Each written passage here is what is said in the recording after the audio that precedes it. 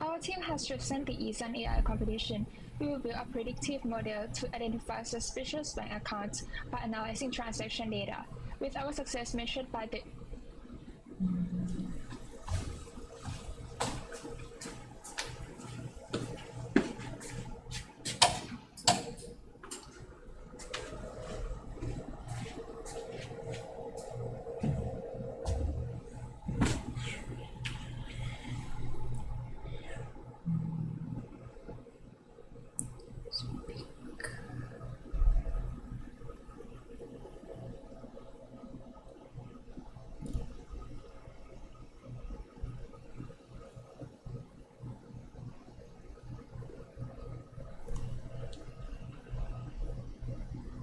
F1 score.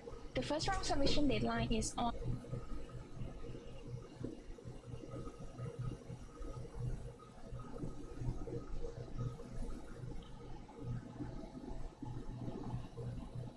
November 12th. So the first thing that we did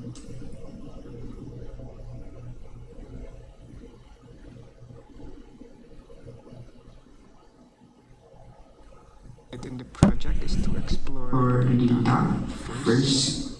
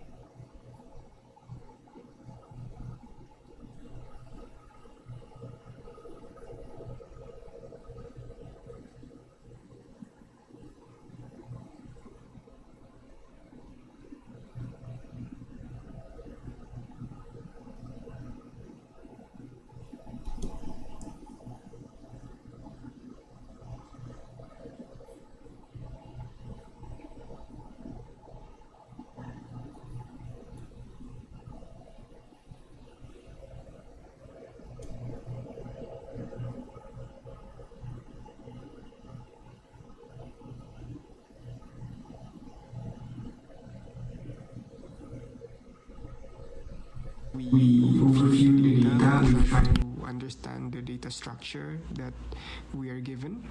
There are three data sets which consisted of transaction, alert, and predict data. And second, we did some data cleaning. We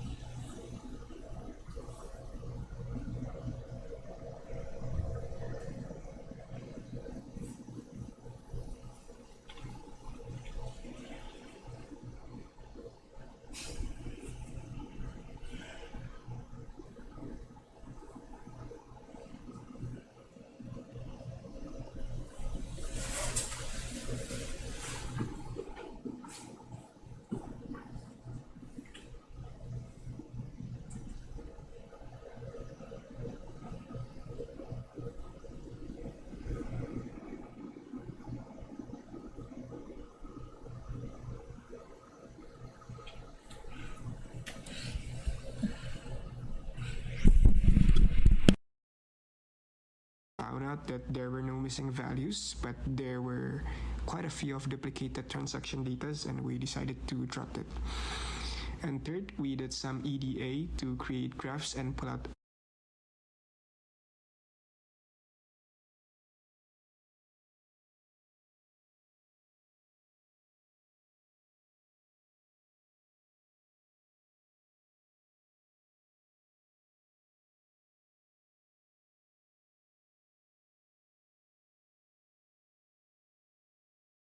statistics to understand better about the distribution of the data and also give us insights for feature engineering in the next step. So after data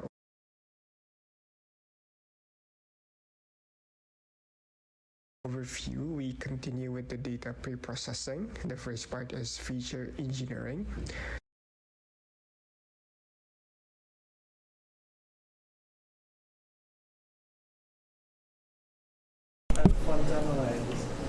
This was just like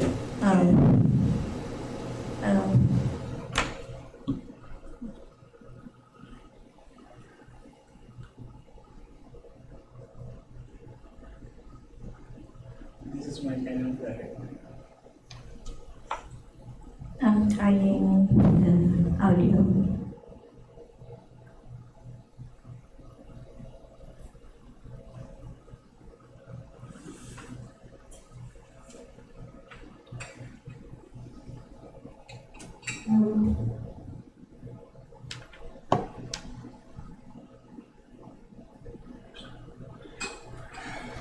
After we gained insights from the EDA we had done, we aggregate values from transaction level to account level, and as a result, we gain around 40 plus features. And afterwards, we merge and combine datasets to create a ready-to-use dataset for the machine learning model.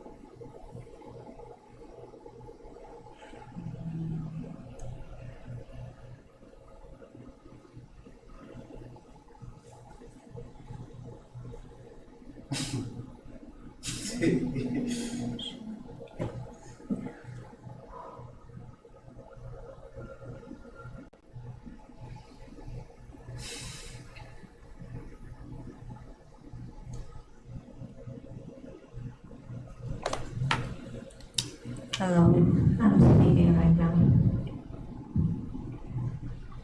I'm speaking. Can you hear me?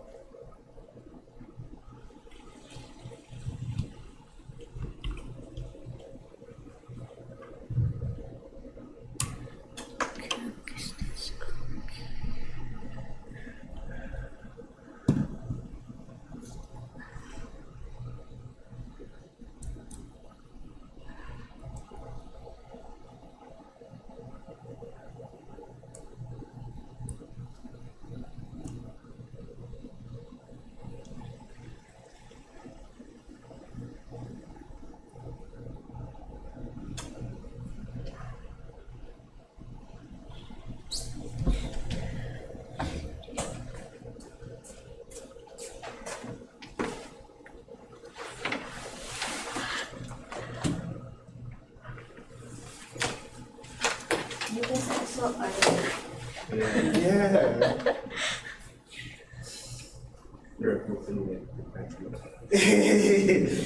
Oh, like Professor should call up last night.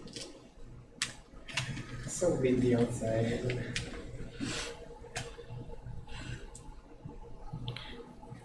Will we get a point for it? Sadly, there is no point for getting early.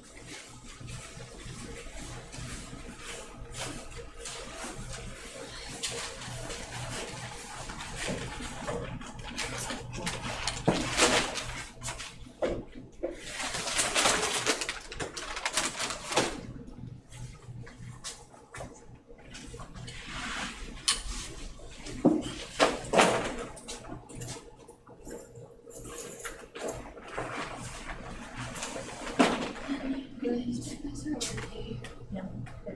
Because I saw the notification didn't change it. Oh. The sun doesn't come. I think then I still the chat.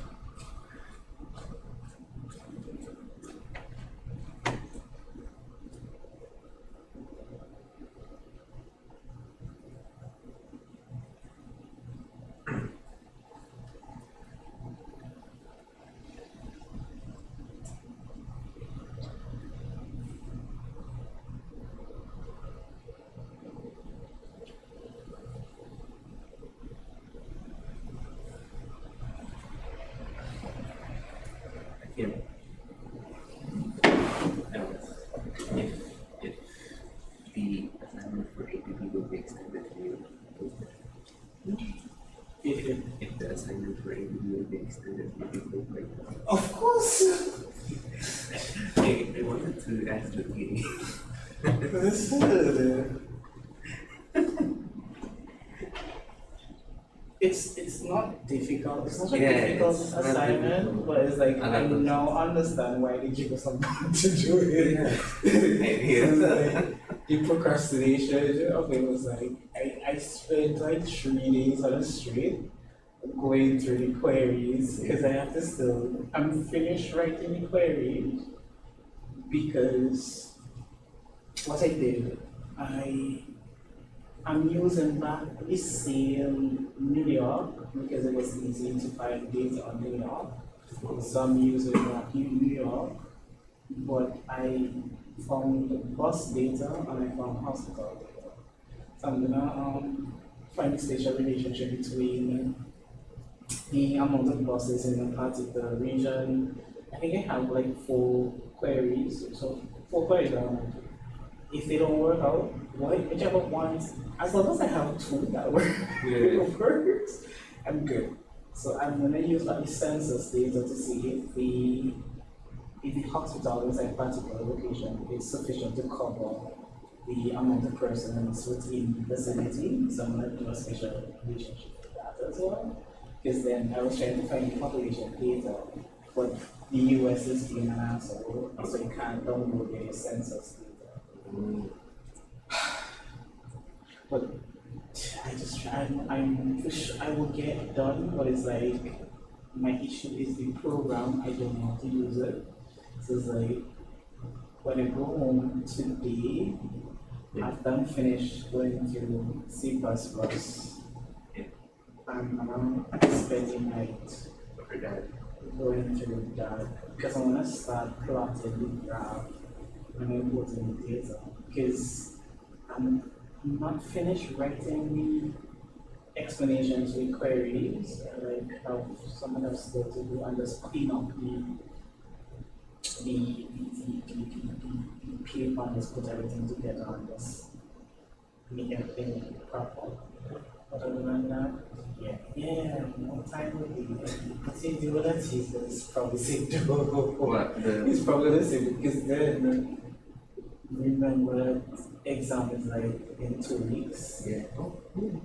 Exam is on the 8th December.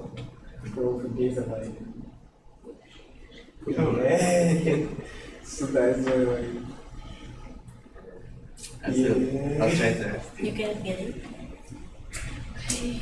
Met Professor by the way. Oh. And then Actually, for that presentation,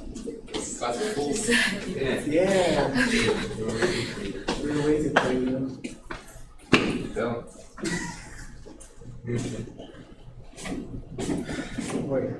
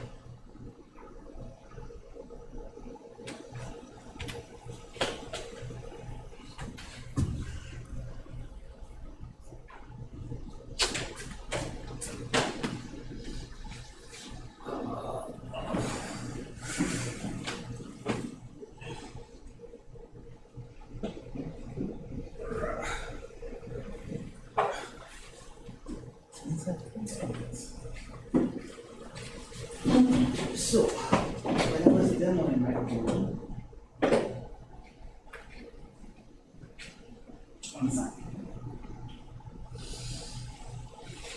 I got 8 out of 10 correct so far.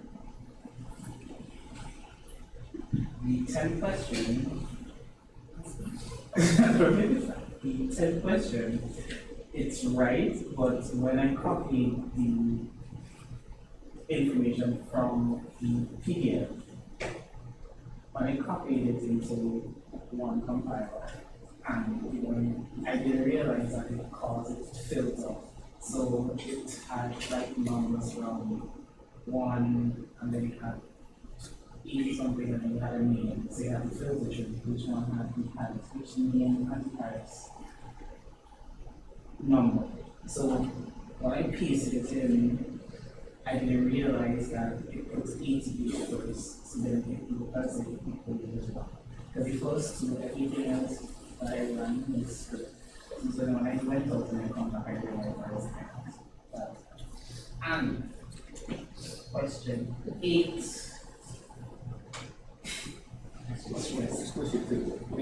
Yes, this thing stressed me out. It was, you roll a die and you had a particular seed and then you have to find the seed. You have to find medium, you have to find different max spaces. Stress. But I got it. When I arrived on my it wasn't due to me, the medium was wrong. And then when I realized it was, when I started to do research, something with maths and random are different, so something causes random different than that thing. So then I didn't realize that I could have just used one compiler and do it. So when I was demoing, I did that. But then it was off. The medium was still off. So you see, it's what we have to learn that. So when I went to church and the output value for the medium that they had printed on the was wrong. So my code was correct all the time. It wasn't imperfect. I was there, I said, that's so what the hell. So I just need to go to this last two and I'm going to see and yeah. And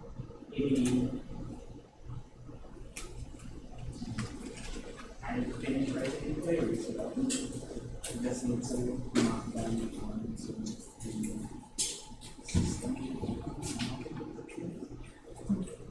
The thing that we have to download to visualize it, so plot a map or that, I don't know. I have time.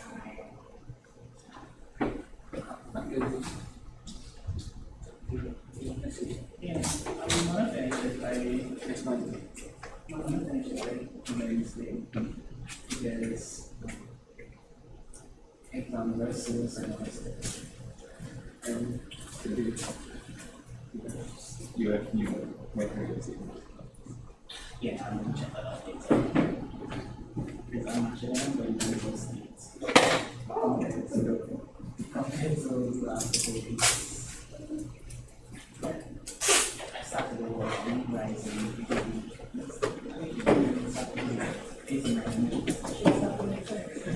hey, you know, I'm way crazy. Just huh? Yes,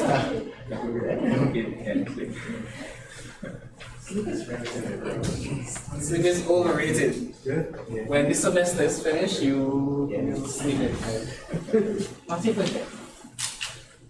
Not even there. When you finish with this school, that is where we will sleep. Yeah. Yeah. We should sleep though, it's healthy. Huh? We should sleep though, it's healthy. For the amount of work that we have, it is. I'll sleep on them there. Is that gonna be soon?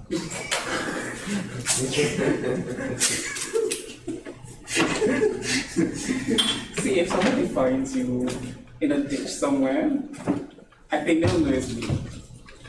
Yeah. At least put me in the lake. Whatever.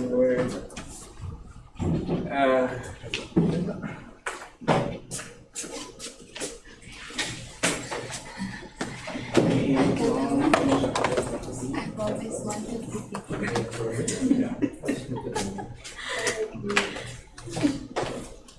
Okay, now it's a Chinese one.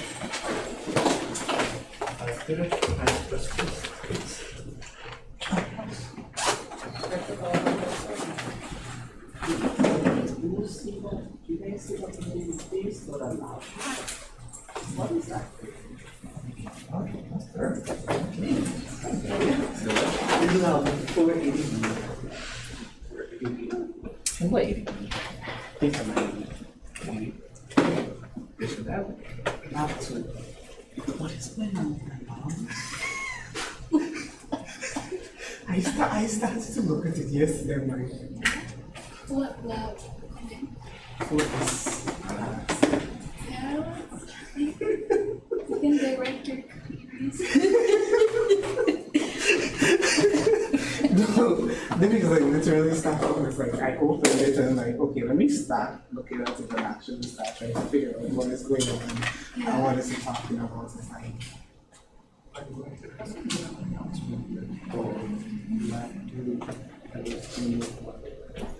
oh no, they won't make an answer. Remember, Professor said it in class.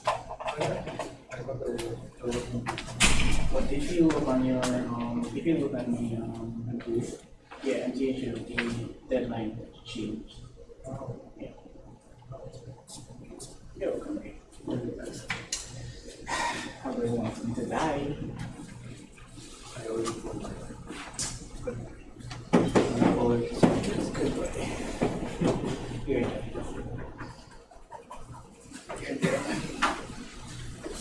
When you're in this situation, that's where you know how it makes sense. So when you have to take ABV, I'll smile. That's good. You should smile. Okay, because I don't have the stress. This is 1 month. It's all over.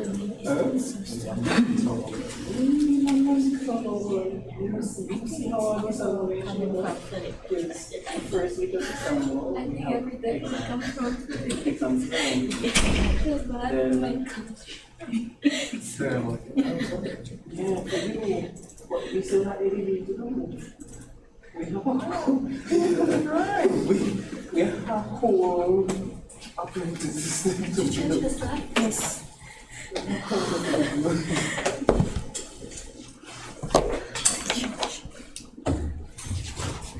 This is out of battery. I'll change battery. Hi. No, we online? No, it's This time, okay?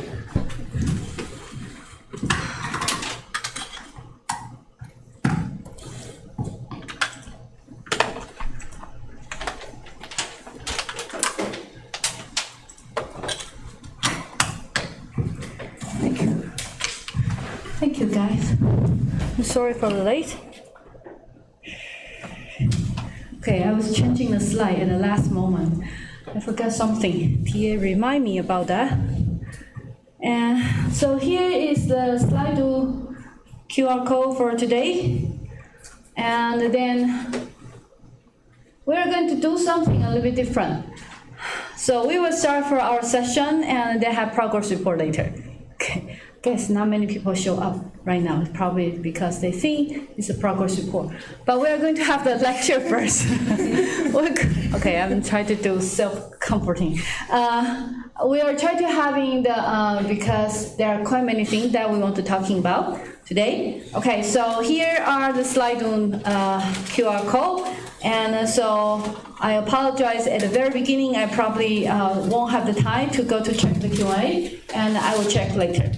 Okay, so so we have two parts. And at the very beginning, and then we were starting for some of the QA.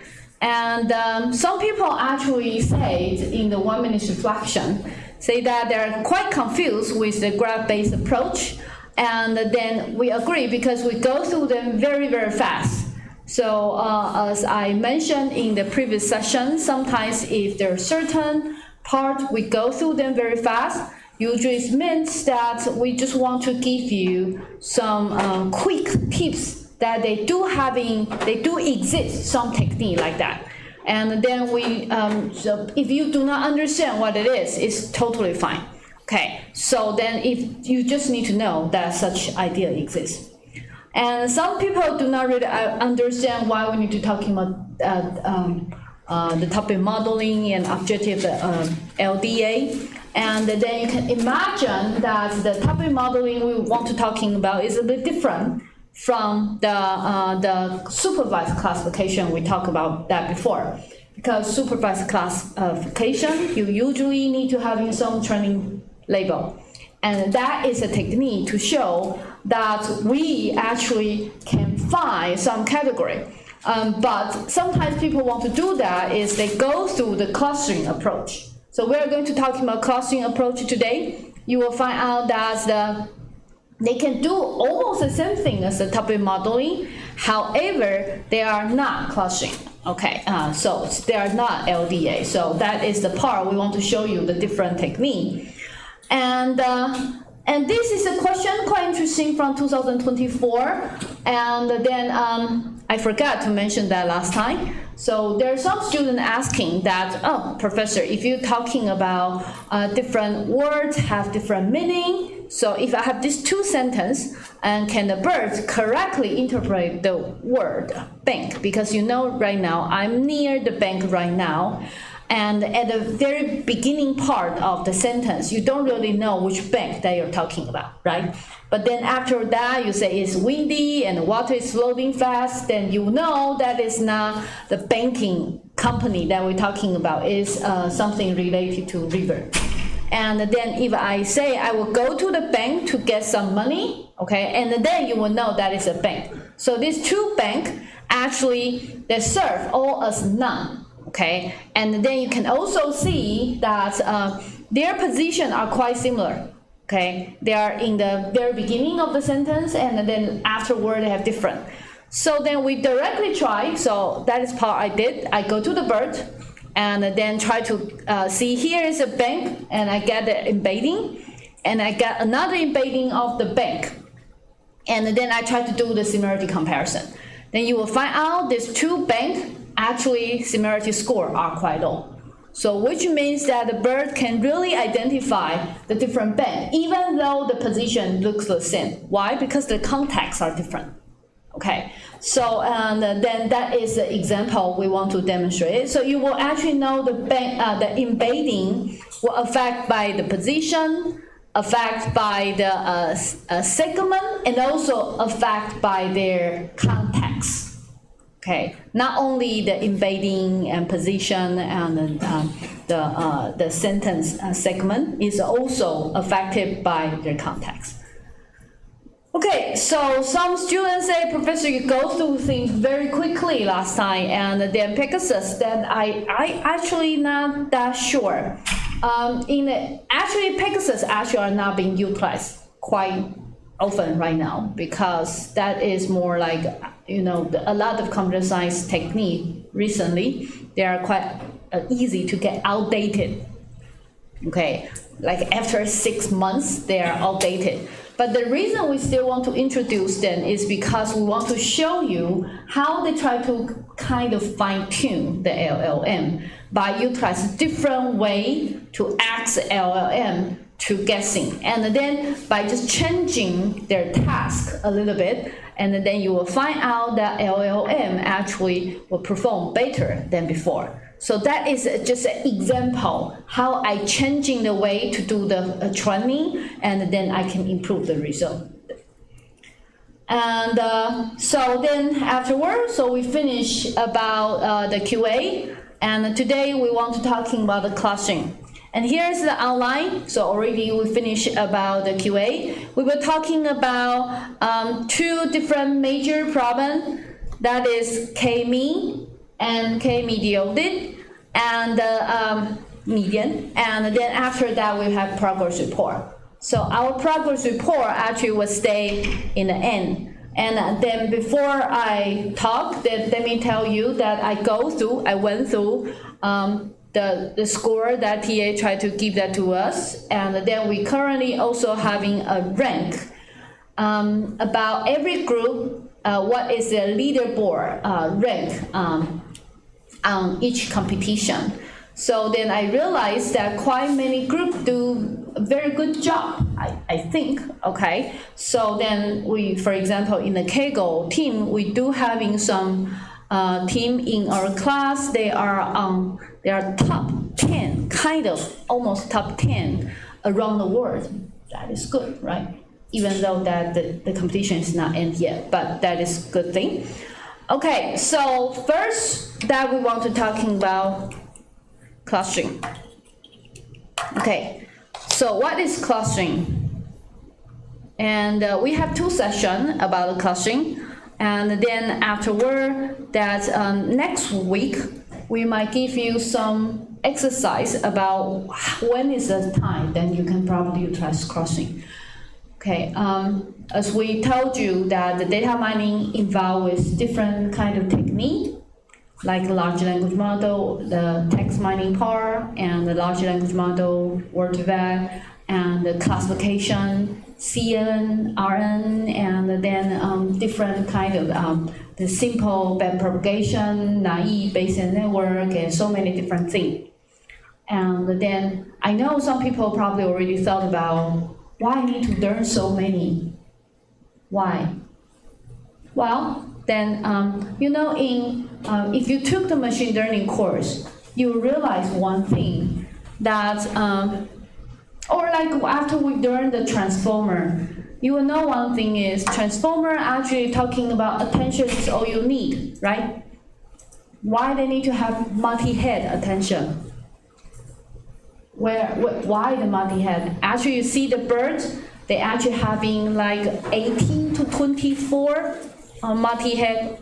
If just in 2 sentences, you need 18 to 24 multi-head right there to capture all the different relationship between them, because there's no any method can guarantee they are going to do the best. No such thing.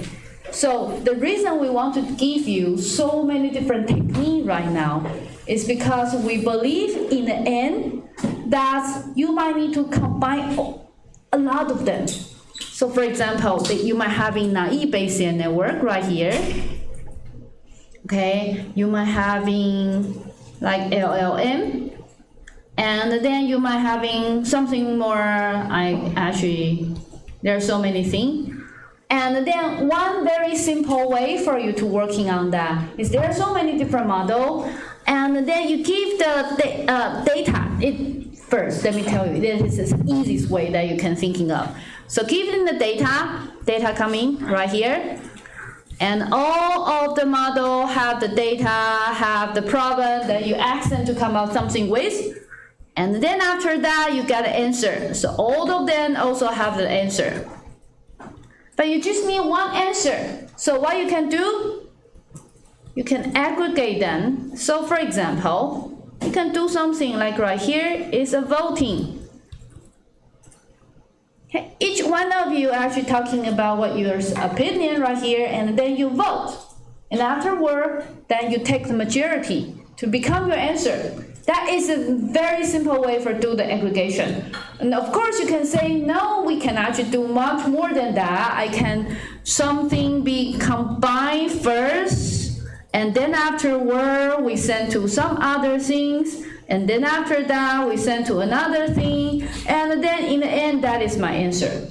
You can also do something like that too. There are different kind of way for you to combine those techniques. So because we need to do these different kind of approaches, so in the end we have to teach so many different techniques, okay, in order for you to know how to utilize them. Clustering before actually was considered as a substitution to the classification, or actually is considered as a solution if we do not have supervised label. Sometimes we don't have the supervised label, so we need to work something on that. And then clustering is one of the method. So you can imagine after I say that, you knowing clustering is a technique. Actually, I don't have the answer. I just actually try to send my data into this clustering mechanism, and then afterwards, so just like here are the data.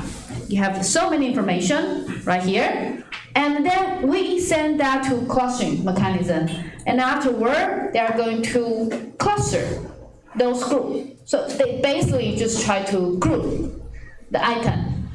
But then in this item, they're having some characteristics. What are the characteristics? You can see in my illustration, in this cluster, most of them are like blue, purple things, so they are very blue related, okay? And then this one, they probably have a lot of things more related to orange.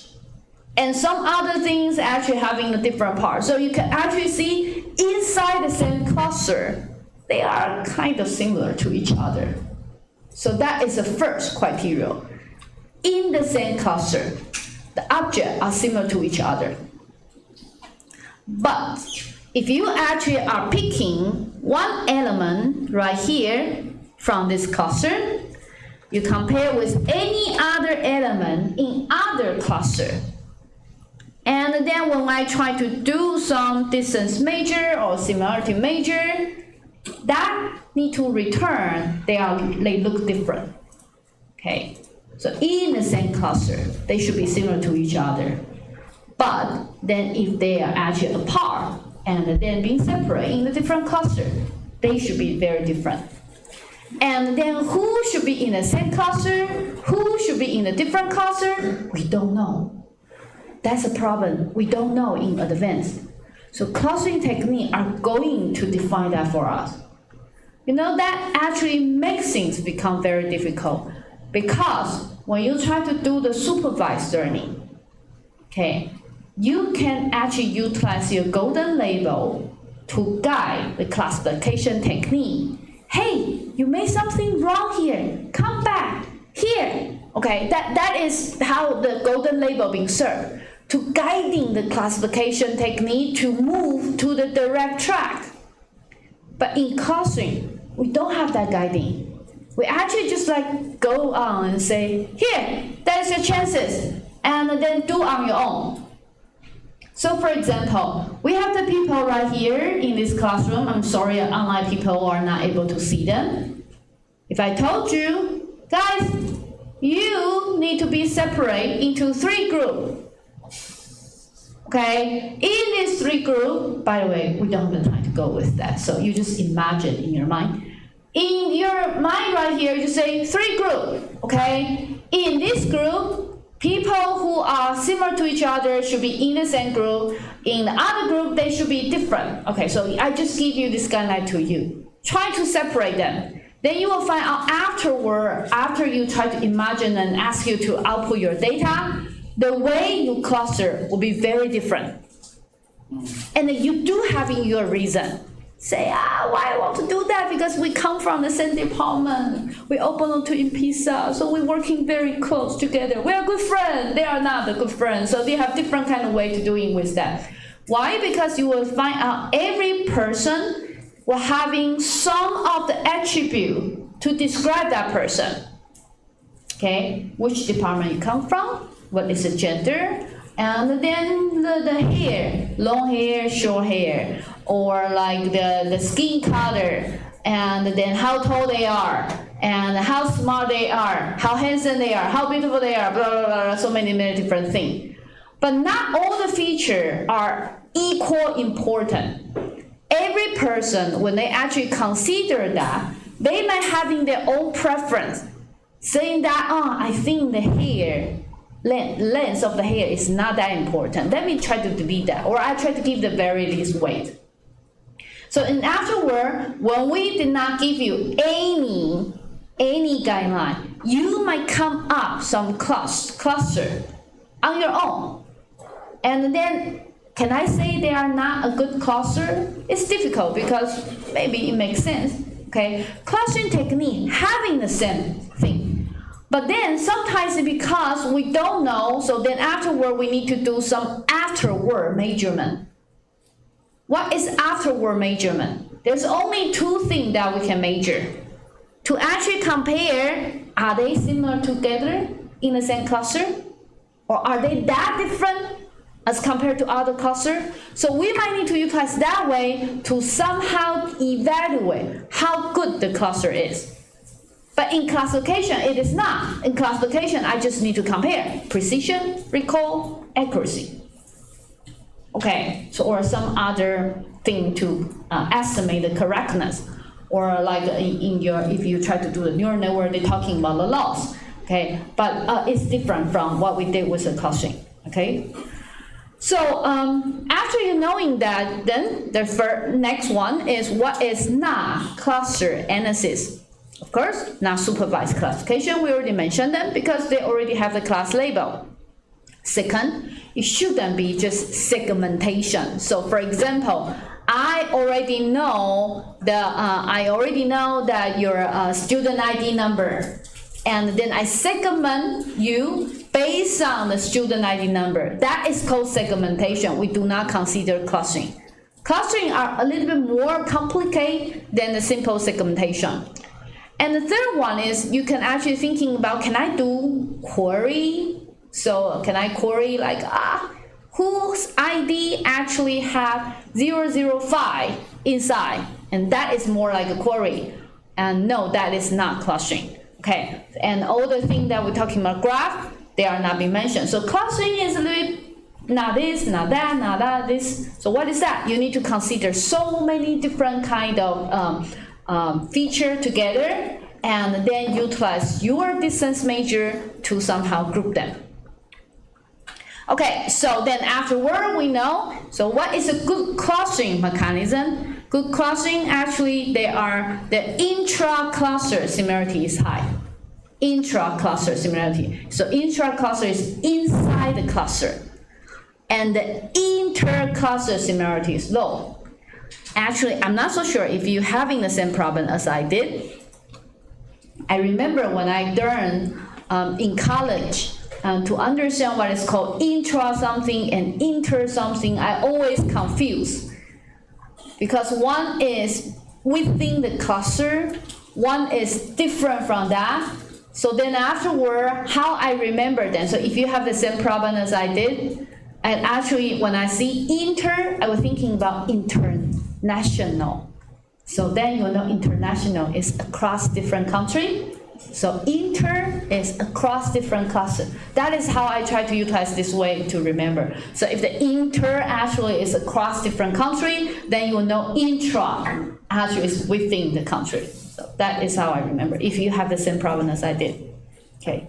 I usually have a lot of issue when I try to memorize the terminology, because when we learn Mandarin, the way we learn is different from English.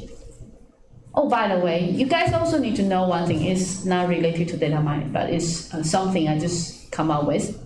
If you learn Mandarin, you know your brain actually try to train you to get skill about one thing.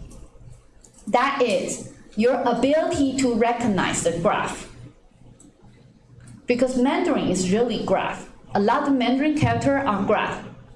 So then when you learn Mandarin, your brain actually, every time when you see a word right there, your brain actually just gets more skill about, oh, how do I know this is character with that? So the Mandarin people actually in the end, will be very skilled about their vision. Because you're trying to recognize all the figure, right? When you try to read, they are all just figure, okay? But if you are not Mandarin speaker, you're a Latin language speaker like English, Spanish, and so many things. And our dear friend, actually they are good at sound. Okay, they are good at sound. So then when I talk in English right here, you're not actually thinking in a lot of character. So if you actually find out, for example, you have difficulty to understand me in the entire semester. I actually received some people say it's English, so too difficult. We're even having some satellite school teachers say, Professor, because you're speaking English, so we kind of need to translate for our student and then make them to understand. Sorry for that. But if you're having the problem in English, okay, try to understand me. One possibility is because you utilize a way to learn Mandarin, to learn English. So it's not based, so when I speak, you shouldn't having a lot of character and then translate to the character and utilize character to understand it. That would be very difficult. No, English actually require the listening ability. Just go through them. So you need to learn not to pop up all the caption in your mind. You need to hear that sound. That is different thing. So when you learn Mandarin, when you learn English, if you'll be able to master these two things, you will find out your brain actually, they're good in visual, you're good in listening. Okay. Why I need to say that? I don't know. So then right now, so the quality, afterward, you know what is a good clustering, and they do having many part the quality factor for us to talking about. So later on, we'll be talking about the quality factor. And then one very important thing to having a good quality is you need to find good similarity measure. Okay, there are so many different measurements actually in our classification and or in our session 1 and 2 that we're talking about. There are so many like Euclidean distance, Minkowski distance, and Manhattan distance, so many different distance. You need to choosing the correct distance. And what do I mean by correct distance? That distance actually fits your application and your goal. Okay, and then so that affects the quality. The second, in clustering, how you define your cluster, how you represent your data affect the result. How you represent the data, how you represent the representation of the data actually affect that. And of course, the later one is which clustering mechanism that you choose.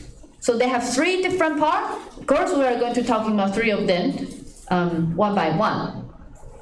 But first, what is similarity right now? So sometimes interesting part is we usually feel like, well, after I see that, I will know.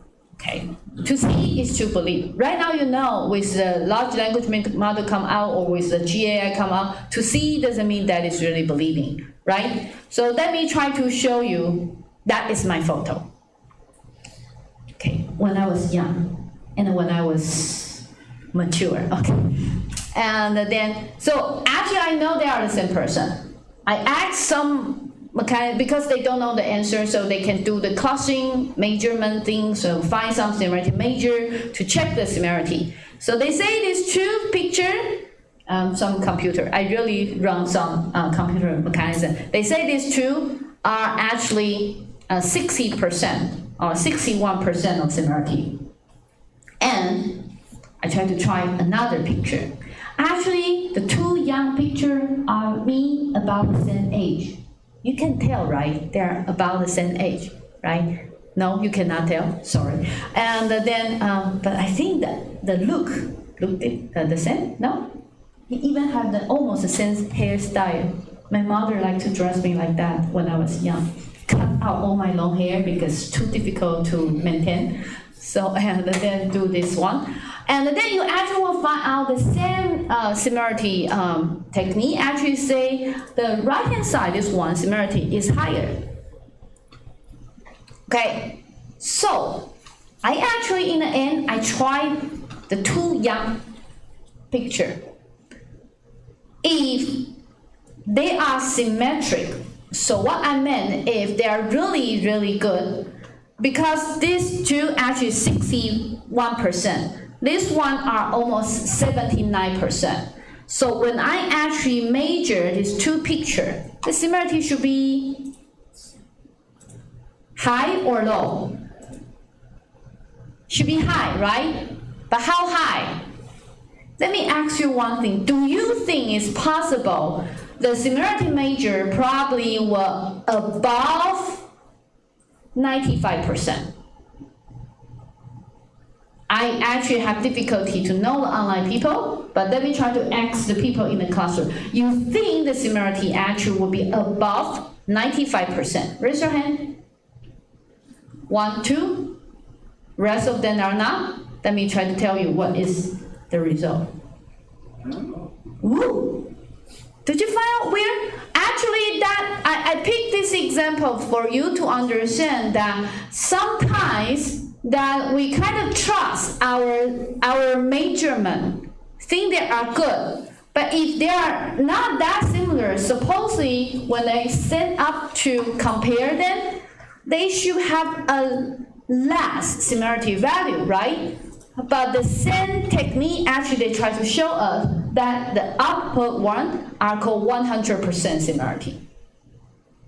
So I'm not saying they are right. I'm just saying that please be aware, because sometimes when we try our clustering mechanism, we find out so many different things. They are different. A lot of time people go to check their feature, go to check their representation, and then because when they actually see the similarity measurement one by one, they all look quite okay. But sometimes because we forgot to do this kind of checking. Once we do this checking, we will find out maybe the similarity measure is not as good as you think.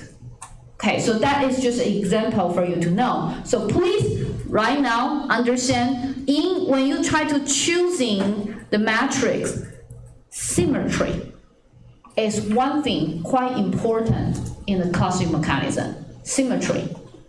Because the clustering mechanism, you need some distance measure, they follow the symmetry. The symmetry is when you do A to B, when you do B to A, they should give you the same result. Also, if your symmetry can be when you do A to this, and then this to that, and then that to this, and this to that, they should be the same. You should actually find some symmetry measurement to make sure they do not having that mistake. Okay, so do some comparison about it. Next one. I'm sorry, let me try to do one thing.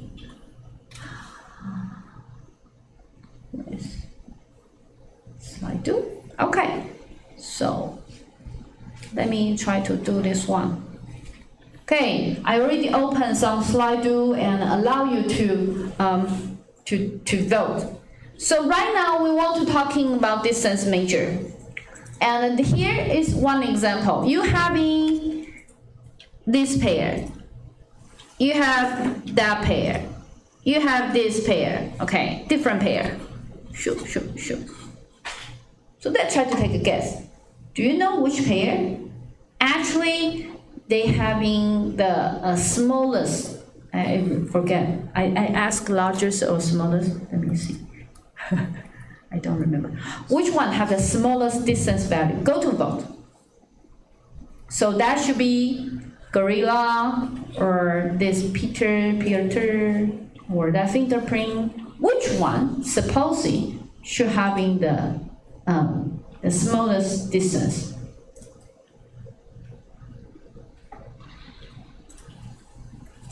Actually, it also depends on one feature you select. But just assume the animal right here. Assume we do DNA.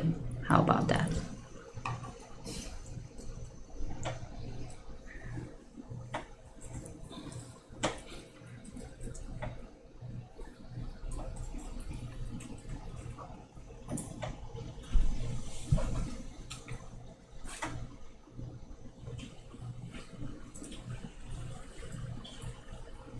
Have 22 people vote.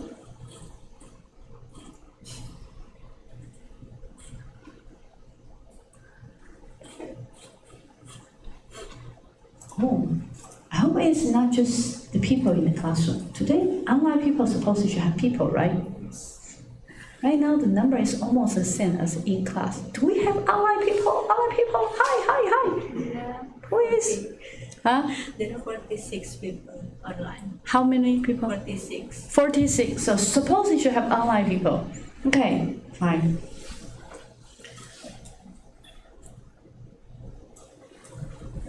You know, last night when I checked 1 minute reflection for the 2 weeks ago's 1 minute reflection, they do having some students, you right, and say, I did not finish seeing all the video. Why there are so many videos? Okay. Well, you know, one very important thing is if you actually watching the video at the same time or actually come to the classroom, you won't have that problem. Okay, so then you won't have the problem of it. So, okay, so do we have more people? I hope that's the time to wake you up to follow with me. Sometimes I know that online people just log in and then get a coffee and take a shower and afterward, they don't really listen. Okay, so when you come to the classroom, you make sure you listen because I'm watching you, right? And okay, so then it looks like no other people coming. There's 38 people who really listen to me. Okay, so then right now you're thinking that it's fingerprint. This one actually is maybe got the smallest distance, and the gorilla chimpanzee actually are second thing, and the Peter and Piotr actually looks different. So let's try to see how it looks like. Okay, so turn out the smaller distance is the gorilla and chimpanzee. Woo. Do you know why? Because if that based on DNA, even we with pig are very similar. Even human beings with pig are very similar if we're talking about DNA. Okay. Why? Because if you do all the gene, oh, by the way, there's some guy, actually, big guy related to DNA, Watson's, just passed away a few days ago. And their DNA, there are so many sequences, human beings still do not understand them. And then, so they have many parts. A lot of people consider they are like dummy or they are not that important. We don't know, we never know.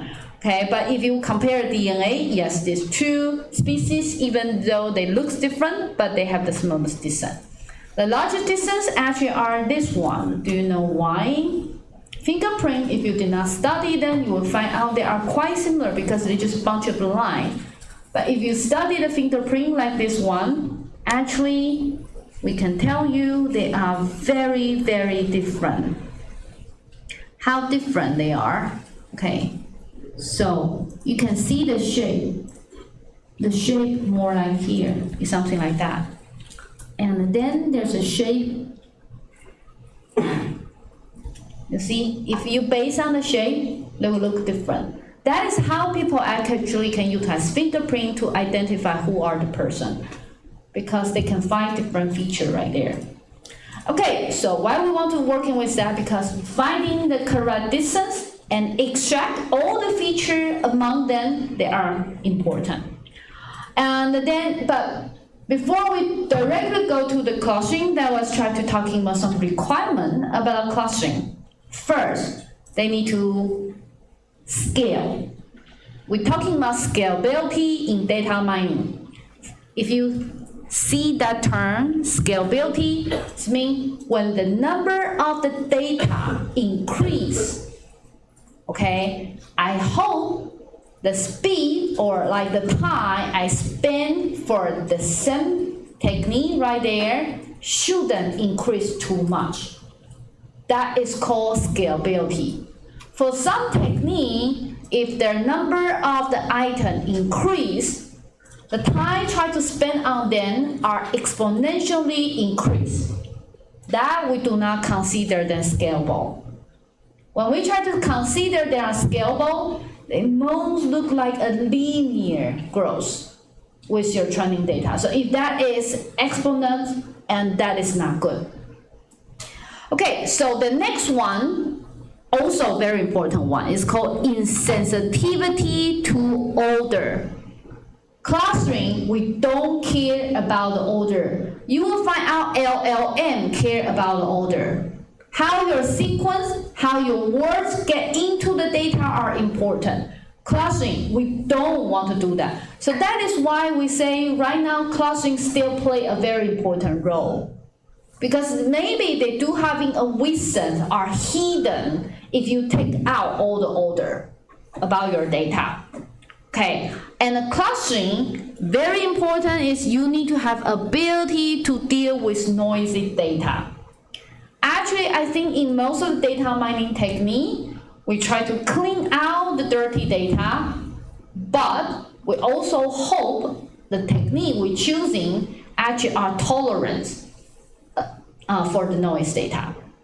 And the last one, very important thing, is high dimensionality. So because they can allow us to input so many different features or so many attributes, so that is called high dimensionality. So those 4 different requirements, we consider them are practical requirement.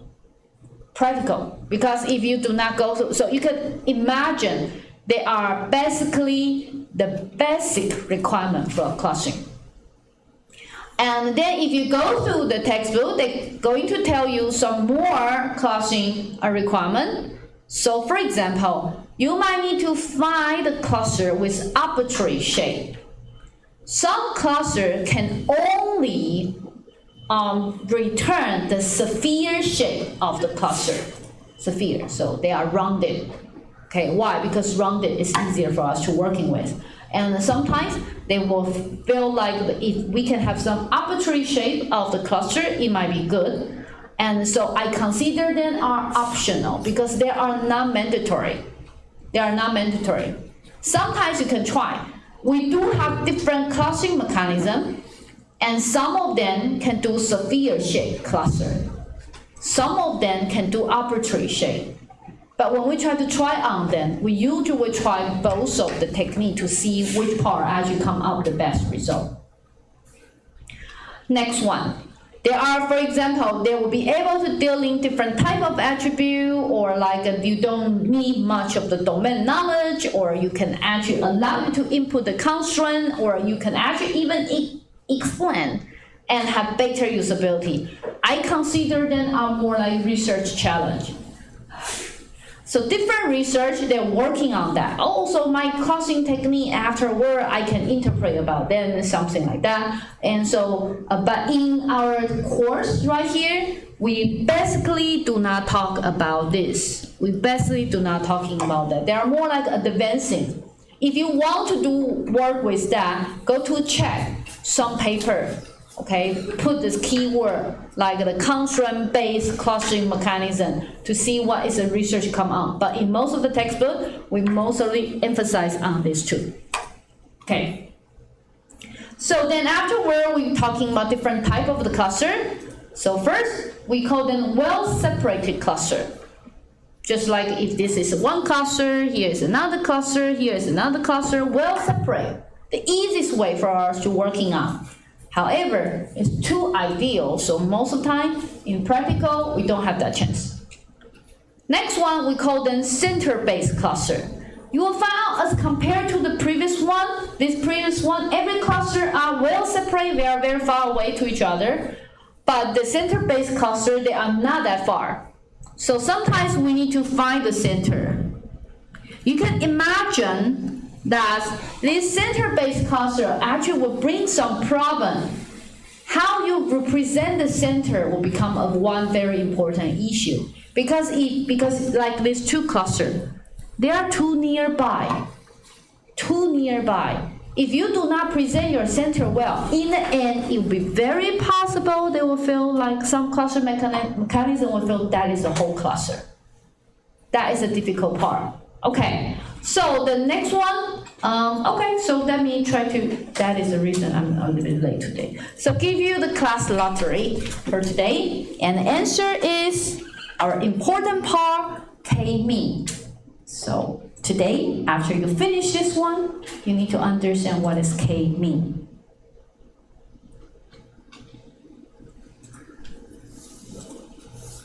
Actually, you know that if you want to prepare for your final exam, and then you will also realize our class lottery answer somehow is a hint to because then every session I will pick what is the most important keyword that you need to remember. So in other words, that would be the most likely keyword that I'm going to have in your final exam question. For the people, if you in-class people, here is the QR code. Please remember to scan if you forget to do that.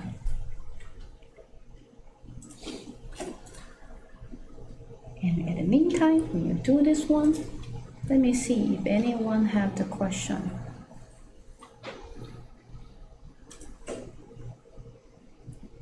No question so far. Nice.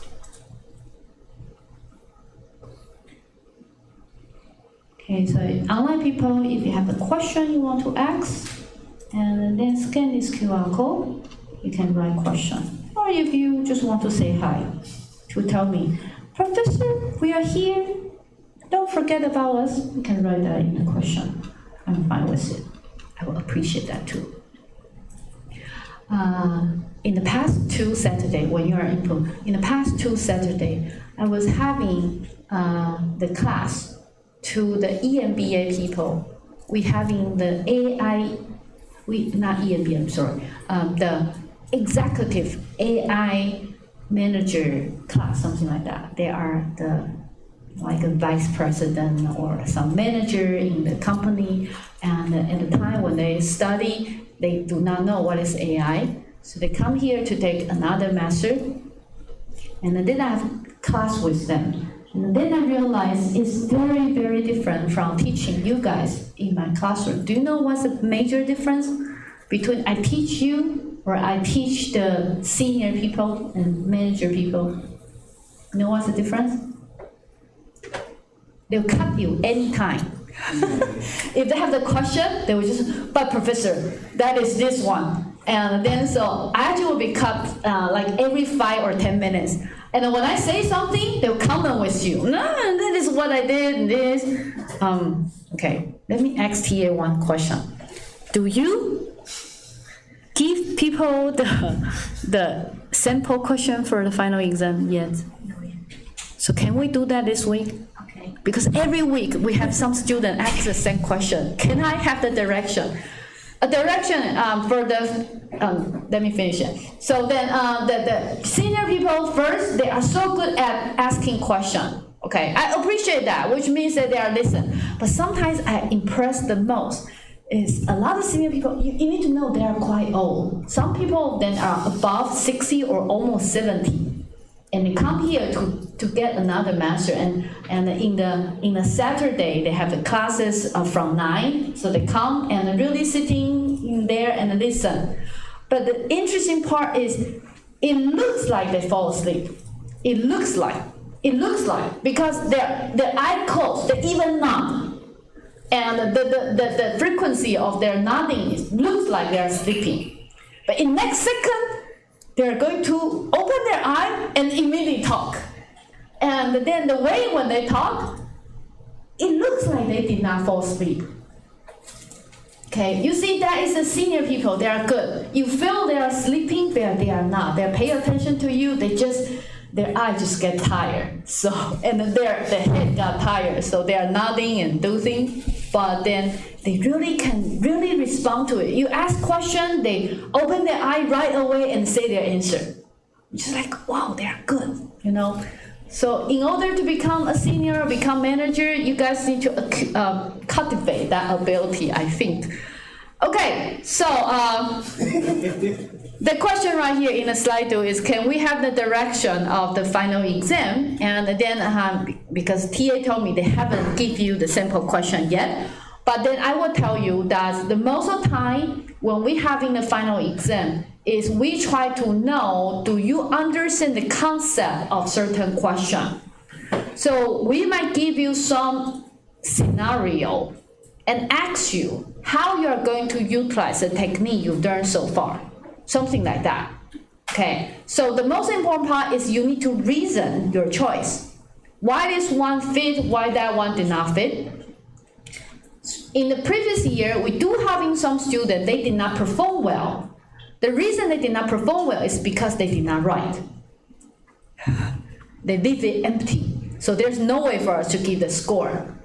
But then how do I know I answer them are correct? It's based on your understanding about the question. So for example, we might design some question, TA or me, we all feel actually it should be supervised classification. Assume, we already know that.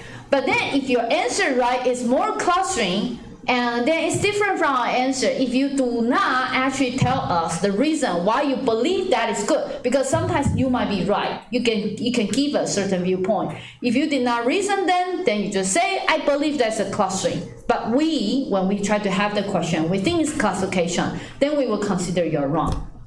Okay, but if you actually have your answer, explain why in this time, I know they actually can go to supervised, but I believe right here classing can do something, blah, blah, blah. And then we understand the meaning about them, we might give you the score based on it. So it depends on if you explain things. Okay, so I hope that can give you some direction how to prepare the exam. So in other words, if you do very well for your final project, you understand all the concept about the data mining, you basically don't need to prepare for your final exam. Okay, that is usually when I try to prepare the question. Okay, so we finished about the previous two cluster, and then next one. This one is a little bit difficult for that. We call them continuity-based cluster. So you can actually see this one is one cluster. Here is another cluster. And then the cluster are not in a sphere shape. So in the previous one, these things, we call them they are sphere shape. Okay, so what you might say, Professor, why you did not call circle shape? Because circle is about plane. Only 2 dimension, that is circle. Okay, and sphere is more like rounded on the multi-dimension. So we call them sphere shape. Okay, or like you can actually find out that here we're having some continuous way and here we're having a rounded way. And in these cases, this continuity and then how to linking from one cluster to another cluster become one example. So this one, we were talking about DB scan. By the way, DB scan should be put together. I just do not have space. And that is your last keyword for today's lottery, but we are going to talking about that next week.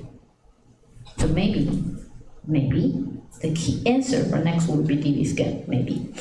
Okay, so the next one actually is called density based. So for example, like right here, we show you the example. You will find out in this cluster, there are so many things right here. It looks like the outside is one cluster, inside right here are belong to different cluster. So sometimes the cluster may having that mechanism, or may having that feature. They are clustered around, but they are all blend in together. So if we can somehow select the density feature from them, we might find something different. Like, for example, I'm sorry for online people, you are not able to see the picture right here. We are not able to see the picture, can we? When I do this one, did they see our classroom if I do this one? Wait. No? Hello? Wait, it's do you late, see so someone waving? I will need to change the. Need to change one. First. Need to change first.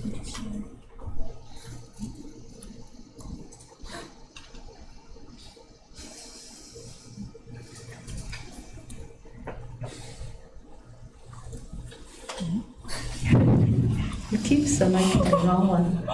Which one? Okay. So. Oh yeah, great. So, for example, you guys actually see our classroom wave to tell them hi, that is your classmate into the classroom. Okay, so do you see the density right here? We do have some density right here in this classroom. And then right now, I don't need to tell you that who are the friends with whom, right? But you can guess from the density. You really can guess.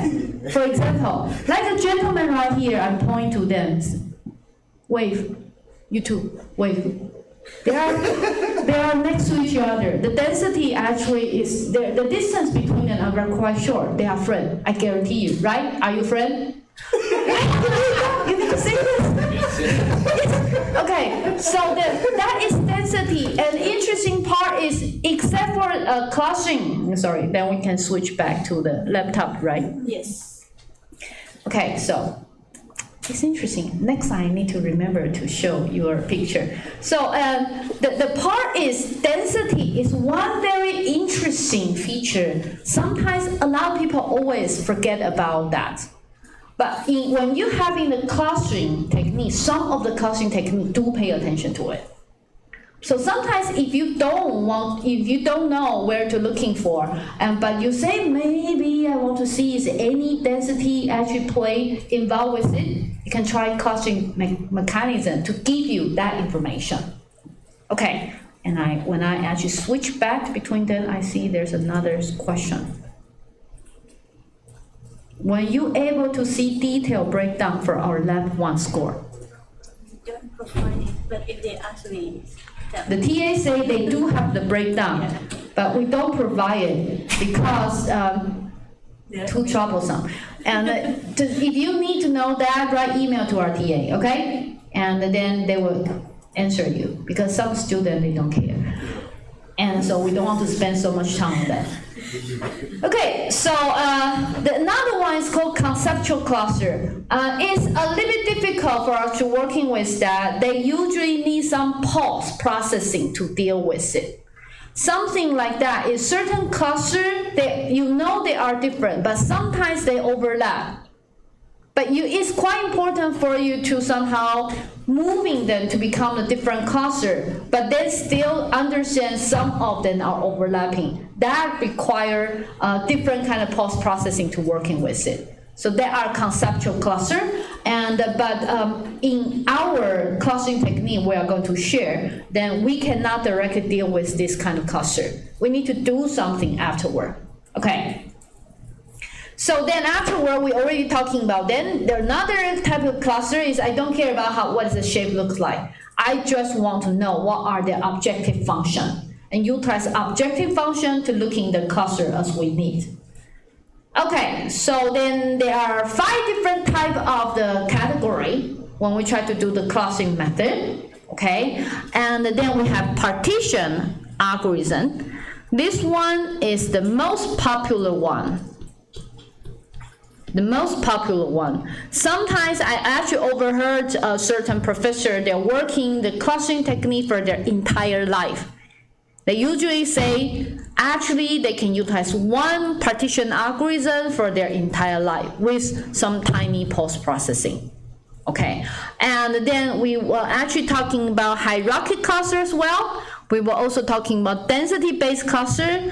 These two, we do not talk. Okay, why we did not talk? Because sometimes we find out it probably can be replaced by the classification technique quite easily. Okay, so let's try to go to the partition algorithm, and that is the clustering that we say this is so important, and that is widely used, and then that is why it is the answer for our class lottery for today. That is called K-mean. So far so good? Okay, how the K-mean look like? Mean is the representative of the cluster. So first, why it called K-mean? Mean is the center. It's the mean, average. And the center, actually, the representative, cluster representative, actually is being represented by the mean of that cluster. So that is called K-mean. That's the first thing. So mean actually is average, and mean is center. And then, so for this clustering mechanism, we try to find center. And we utilize the center as a representative to compare with all other different objects. Okay, and why is called K? If you see K, which means we have K cluster. And if you actually see K something in cluster mechanism, the one thing for you to know, where can I get the K? We manually decide it. Okay, so I will say I need 5, I need 10, I need 100. So this K, just like LDA, we actually talking about how many model, how many topic we want to working with. We actually manually select the K. You might say, how do I know which K is good? We will let you know later. We do some comparison and then we show certain figure and we decide. We will give some example later on. Okay, so then here are the algorithm for K-mean. But try to reading the algorithm is a little bit boring, so we utilize some illustration. At the very beginning for the K-mean, you just need to know we initialize K. We initialize. And how we initialize? Randomly initialize. So for example, we actually say, assume I say K equal to 4. And then I randomly pick 4 elements. So assume I say this 1, 2, 3, 4. I try to highlight them. There are the 4 randomly initiate. And afterward, what I did, I actually have my own distance measure. So I pick some distance measure. So for example, you can say, oh, Euclid distance. And afterward, I utilize the same distance measure and to evaluate every object and to compare them with this 4 mean. So take that for example. Here we have a node, right? And then I compare here, here, here, and here. So you can see every object will compare with those 4 mean. And then I find which mean actually got the shortest distance. Then if they got the shortest distance, assume this one is called A, this one called B, this one called C, this one called D. Then I just assign this node to A because I say A give me the shortest distance. So far so good? So every value I do the same thing. So in the end, you are going to having a lot of the, so for example, every node after, because each node you do the same thing. Like this node, I try to compare with every node I do the same. So like this node, actually I would do it here, here, here, here. Then after that, I say this one is D. So in the end, you will having the A, then B, B, B, B, B, B, B, B, and then C, C, no, and this is A, and then C, and then this is D, D, D. Okay, something like that. Okay, so then afterward, you can imagine every node or every point right here will having a class label. So I can somehow segment my my point, my cluster, based on where they've been assigned to. So far so good? Then the interesting part about the K-mean is previously here is my mean. Okay, but then you'll find out this mean actually are not really in the center. So after I do this one, I recompute my cluster mean by having all the average. And then afterward, you can see there's so many nodes right here. So in the end, I might moving my mean to this place. You can see here. Let me try to utilize different color if you do not see them. This is the new mean. You can see they are closer to the center. And after you having closer to the center, the new mean, I will do exactly the same thing again, and then try to find another cluster. And then I recompute the center, and then redo this one. And then afterward, I will find out after time to time, then my cluster mean did not change. We call them, they are converge. So my cluster converge, so then the mean did not change much.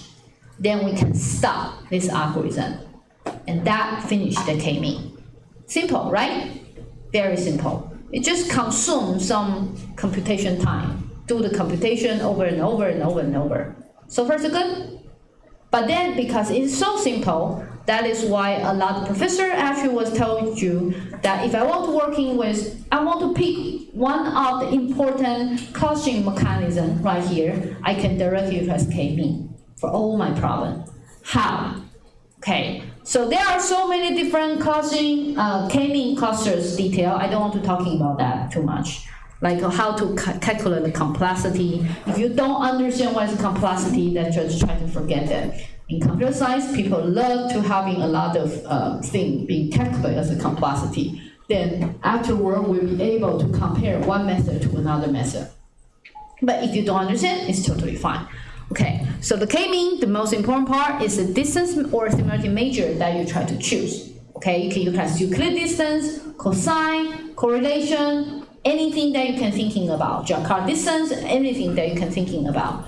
But one very important part is, okay, assume this is the original point. Utilizing K-mean, it's very likely I will having this result with that result, different result. Why actually with the same technique, I will come up with a different result. So in this my K-mean algorithm, which part is the one I cannot fix? You guys know which part is the one I cannot fix? That part, the one involved with the randomly initiate. Okay, so for example, right now I'm actually initiate this 4 point. But what happens if I initiate the 4 point, like I pick them right here? My result will be totally different. Okay, so you can imagine that why I actually having that result is because maybe at the very beginning, the initial point is right 1, 2, 3. So then in the end, they will just bounding right this part. But it would be also very possible that if your mean starting from right here and starting from right here, then they will give you this suboptimal cluster. So it totally depends on how you try to having this initialized. So how people try to deal with it? They have two different approaches to deal with it. The first approach is run K-mean for many times. Pick the best one. That's it. Run K-mean for many times. Pick the best one. The second one is they change the way how they try to initiate the seed. So how I try to initialize seed, they probably will pick one seed right here, and next seed, I actually will find one that are a little far away from the original seed. So then the third seed, suppose it should be far away from the first seed, second seed, and then pick that one. So in that cases, then your seed probably will be more distributed on your space, they will perform better. Okay, so that is the way how people actually working the K-mean work with it. But based on my student experience, I find out they would prefer to make the K-mean to run for many times. Do you know why? Because they don't need to pay the electricity fee. Computer science, actually, department of computer science pay for the electricity fee. And what they did is they just write their program and then write that in batch. And then afterward, before they go home, they actually run their computer in lab and then run it and go home to sleep. And in the next morning, they already have different kind of thing. They pick the one, so they did not lose any time for it, and because computer working on that. Okay, so I found out quite many students prefer to do that. It's fine because you're a student, right? Okay, so here are the second lottery. We give you lottery quite fast. Why? I don't know, because I don't know how long I will consume for my class.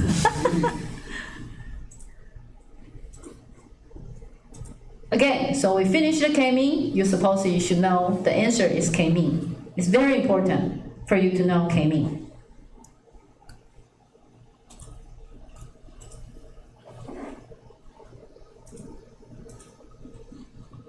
Dear TA, there's a dear. When will you announce the result of Lab 2, Phase 2? It's the Some TA still working on that. Some TAs still working on that. You need to know we have hundreds of the people, and sometimes students are actually talking about, can I delay, and then they will just, sometimes you feel like, why my grade actually is affected by people who are late, because afterward our TA finished, then they want to re-exam again to make sure they actually having the same criteria.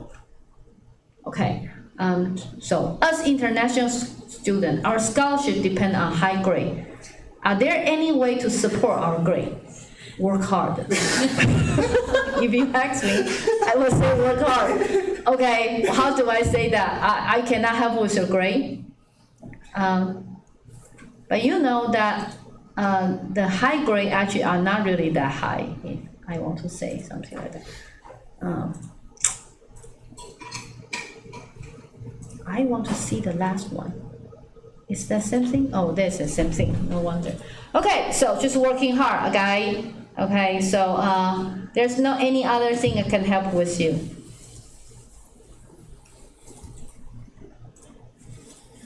Don't ask for any extra assignment thing we don't usually having them. So I can allow you to resubmit your homework, resubmit your lab, and receive some lab penalty for the extra one. But then we cannot do anything other than that. So working hard for your final exam, working hard for your paper presentation. We have one paper presentation. And working hard for your lab, and then working hard for your final project. You know, a lot of people, they're working very hard for their final project. And some students usually will get very high score. Do you know why? Because they will very appreciate for their group that someone just disappeared. Just XCA. Do we tell you how we try to grade you in your final project? Do we? We don't? Really? That is an interesting one. I have to say that. Okay, so then let me find some space.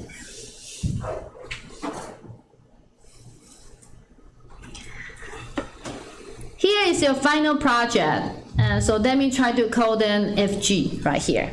Okay, it will be equal to the score of the group. The score of the group. So for example, your score of the group is not that good, it's just 80. Assume it's 80.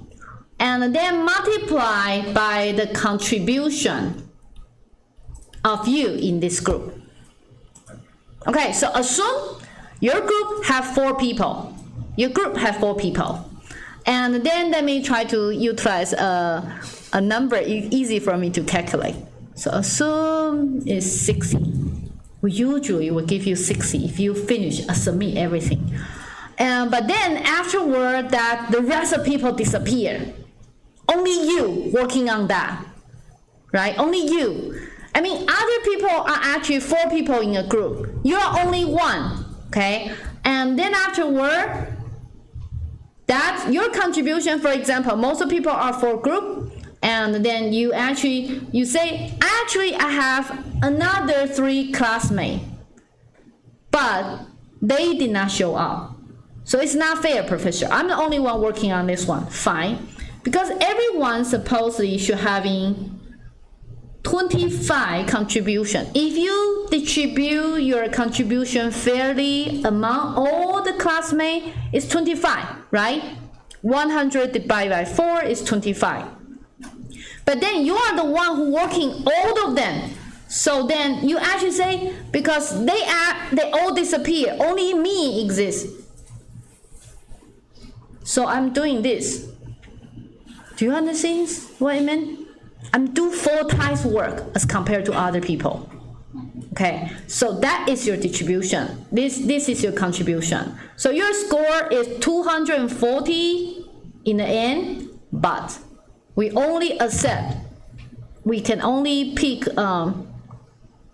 accept up to 120. So that person originally only got 60, but because the rest of the people disappeared, he's the only one working on that. And so in the end, it will be very possible he will get 120 points. Do you get what I mean?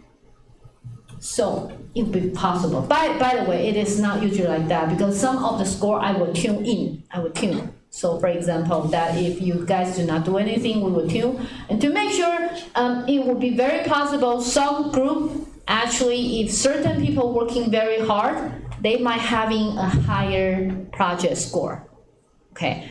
But usually you'll find out sometimes, by the way, let me check with the T. It's 120 or 110? 110. 110, I'm sorry, I make a mistake. So it should be 110. So we will allow you to having like 10% more than your final project score. And so sometimes if you having certain classmates, they are not that responsible, send your gratitude to them. Thank you, because I am able to get a higher final score. That is nice, right? But I know there are some people who are like one people group at the very beginning, and we usually will reward you a little bit because you're one people group, but we are not directly try to directly multiply to, no. But we will reward you and give you a higher score for that. Okay, so then that is the part. So don't feel bad for the people who actually did not respond well, because they just help you to boosting your score. So here are some things that we're talking about, the solution for the initial one, like what I say, multiple run. Or actually do some different ways, select or some other post-processing way is like you select more than 10K and then just merging them and do some post-processing. Or there's another method is called bisecting K-mean. Okay, and then here I want to let me see. I would like to skip this part because later on when we try to go to the evaluation, we actually were talking about them. But most of the time in the K-mean, because K-mean is more about sphere shape, so we can utilize sum of square error and to evaluate them, to evaluate how good they are. But then the more detail will be given later on. Okay, so next one we are going to talking about another thing called bisecting K-mean. So first, good. How about that? I feel like everyone feels sleepy. Okay, so how about we take around 10 minutes break and then we'll come back.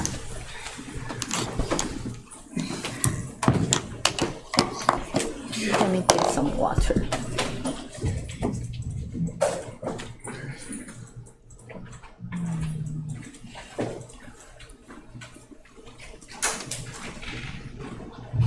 Ready to sleep.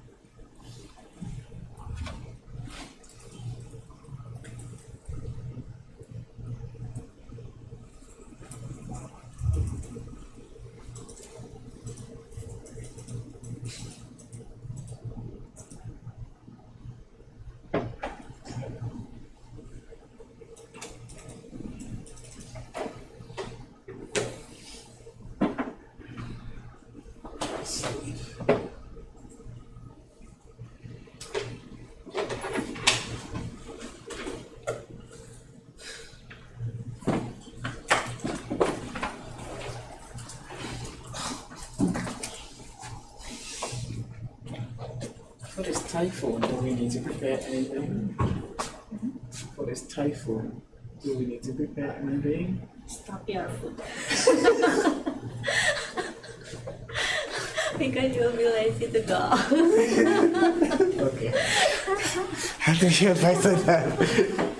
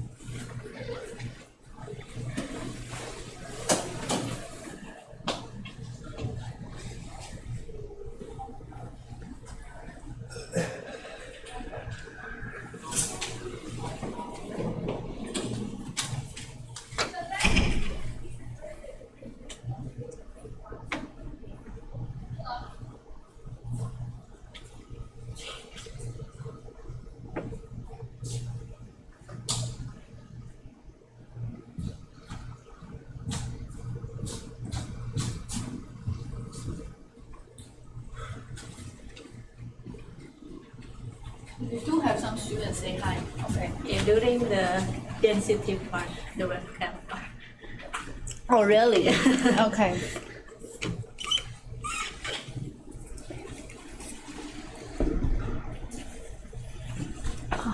I'll send for your reminder. Yesterday I was just thinking about something I missed. I just don't remember because I'm picking the group.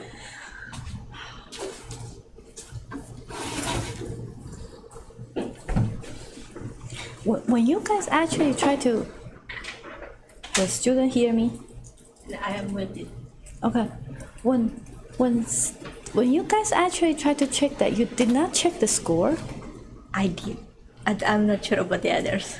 Because at first I want to put it Did you in. put the red one for the bottom one? I'm just like, At first I want to put it in the grading policy, like with a higher rank. But Didier said that it will be hard to see like which rank, and then he's like something so complicated. So let's just forget about it. But I thought we just that is like something to intuitively.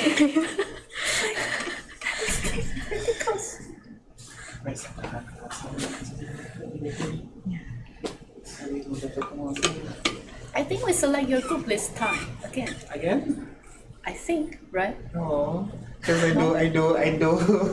We kind of rushed the video, so we didn't get Really? to perfect it. Oh, no. So, yeah. Yes, because I checked I think it's probably, or maybe it's them. yeah. I don't know. Yes, do have one in PISA students group in choose. Yeah, I think. It's probably, yeah. I don't remember. Because ours I don't know. was long. I don't We remember. didn't get to refine it. It's like, but for sure, it will select the last. For sure. So the people I choose, two from our lab, right? Or Yeah.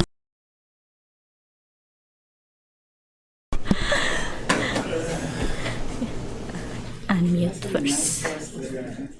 Oh, okay, fine. Oh, on mute. Yeah. But so it's time. I don't know. When is the time? I think it's 10:20 or 10:10? 10:10. When is time I start? I think it's 10:10, right? 10:10? Okay, so then we start. I don't remember doing this. So we can Change first Change to to the yeah. For 5 minutes of class. Yeah, it's 10 minutes to pass it. So when we start to having the session, it's fine. Let me try to. 10:15. We do 10:10 or 10:15. I don't remember. 10:15, really? So it's only 6 minutes past. Yeah. Not 10 minutes already past. Okay. You know, I actually have very bad memory. Just in case for the people who are online don't remember. So then we start from 10:25, but I already unmute. Okay, so let me try to talking about something that is not related to classroom because I already unmute. I don't know. Okay, so yesterday I'm watching the video. By the way, that is not related to data mining. Maybe related to data mining. Yesterday I was watching the video and I saw the commencement speech from Taylor Swift in 2022. Do you guys happen to see that commencement speech? She did very, very well. I mean, just like, I just listened to this talk and just like, wow, no wonder this woman can really earn so much money. But then, the reason I mentioned about that, by the way, that is in the break, okay? Because I thought that we're supposed to start from 10:22. And she actually mentioned about one thing I constantly remind my student is about, she say that we usually be educated not to making mistake. Actually, I also agree with that. So a lot of people afraid of making mistake. And then, so she talking about there are so many things, even though when you make that decision, you believe that is the best answer, but then when the time pass and then you come back to look at all the record before you, then you realize that it's a mistake. So even though when you make that decision, You thought that is the best decision, but then it will be very likely when you turn back to see all your past behavior, and you will realize that is a mistake. She said that actually exists. So if that is the case, why not to be relaxed? And so she says so many different things. I have to agree with it, because in the data mining, we actually just encourage you guys to making a lot of mistakes. Really. When you actually do your progress report, you make mistake, and then the reason why that is a mistake, we actually would really appreciate about that. Okay, we encourage you to make mistake and learning from the mistake. Okay, and then when you actually write that in your final project report, if you really do that, we actually will give you higher grade based on how you try to reflect it. So the most important thing for us is try to know what you learn in this process. I actually will realize that some people, because their starting ability, they might not able to rank high in their final project. It's very possible. But of course, we will actually keep the grade based on how good you are. Will be one part of them reflect to it. If you're actually doing very well for your competition, and then you definitely will have the possibility to get higher score if you submit everything. But if you actually, for example, you get very good score, but you don't submit your final project report, then it will be still possible we don't give you good grade, right? You submit everything, and with good grade, it will be very likely you are going to receive high score. But how about the people do not having very good grade? Try to tell us what you learned. Try to tell us what you tried.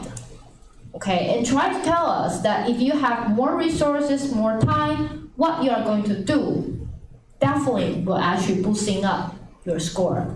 Last year, we do having some students in the final project. They actually are more like about 10% based on the leaderboard. We actually will have the TA to examine your group team and then try to check what is your score. And then we actually know last year we do have some students, actually they're almost like about 10%. But in the end, they did not receive terrible score from that. They still received like 80, okay, out of 100. Okay, some people they having the highest grade than them, higher leaderboard score as compared to them, but they probably only receive like 70 or 60. Depends on how they try to write their report. Some people they don't write their report. They just copy paste, do the other screenshot, which is what you're doing. Okay, so then you try to reason them, talking about what happened in the process is very important. Okay, so it's already 10:25. The previous one is a chat. Okay, so then we're going to be talking about the next thing. It's called bisecting K-mean. Bisecting. Why it's called bisecting? It's like every time when I try to pick the element, I try to segment my partition. So secting. I try to partition them in a hierarchical way. So here are the algorithm. I usually don't like to talk about algorithm. We want to utilize this illustration again. So how the bisecting K-mean looks like. So at the very beginning, again, we have the K equal to 4. So what we did is we select one mean, and then we try to see how we try to working with that. And then we say, possibly then we can partition it in these two ways. Or it would be very possibly I choosing another one, actually can probably do this way. Then we actually say, how about we choose this one? So why you actually choosing this one is because based on certain selection factor, you decide to having this as the first way you bisecting my point right here in my data set. So then afterward, you have this K equal to 2. And then afterward, I actually will feel like I need to dealing with the lower part. The lower part right here. Assume I want to deal with the lower part right here. And then I try to find another segment. Just say, so try this one. So then I have this K-mean. Okay. And then upper part, I also do the same thing. I try another K-mean. So then afterward, you will actually know what we did. We're starting from right here, right?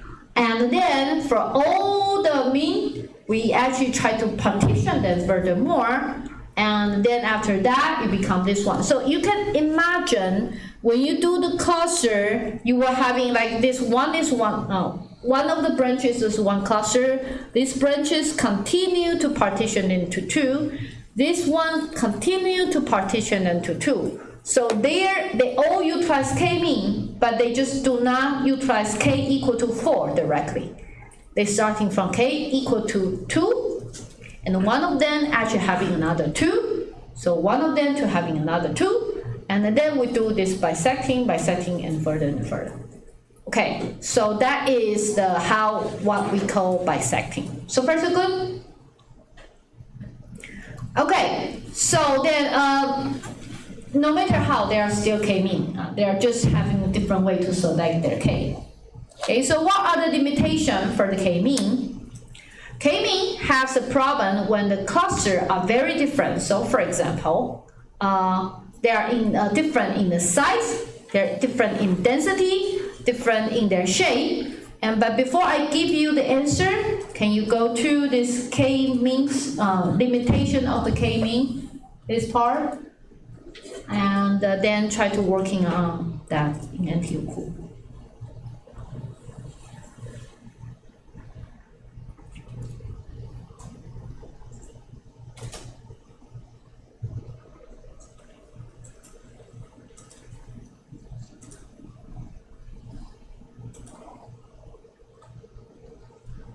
When some people actually doing this one, let's say in the final project competition, only one person keep on submitting his result. How do you know that one person contribute then? Thank you. You need to say you contribute that in your final project, right? Yes. You need to report them. You cannot say if you are the person actually working very hard, but then you have other classmates in our work. And then afterward, when you write the final project, we ask you to specify your contribution. You want to play nice, saying that we are equal. In that cases, we don't know, right? You need to stand up and then to fight for your rights. So you should be the one to tell us, I deserve more contribution because I am the one keep submitting, okay? And then if your classmate did not agree with you, don't worry, write us email. I will judge. Okay, sometimes we'll find out certain people, they are good roommates before and working on final project with us, then they decide not to living again together again because they find out they are not that. Okay, the DDL deadline for the ISA competition is 11 November 12th. Are we available to submit our result after that? No, I think if you are not being submitting, then you probably cannot continue to submit. But then if you keep improving, you can tell us how you improve. And the ISA deadline is because they have two stages. They have the first stage is try to select the people go to the final. And that is why the deadline is early. But if you continue working on that, you can report that in your final report. Okay, so but you just are not likely to be submitted. Okay, so let's try to see the thing you're working on.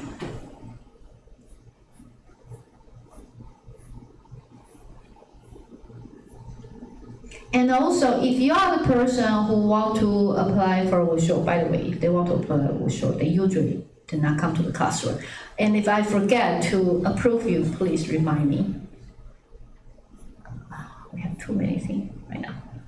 Okay. So limitation, okay, mean.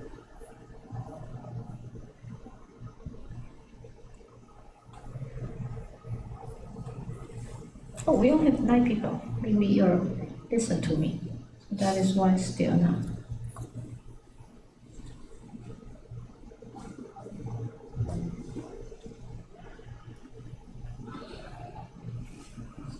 I usually forget you guys cannot do 2 things together.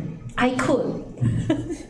I can talk and do something. That's why I feel like student could.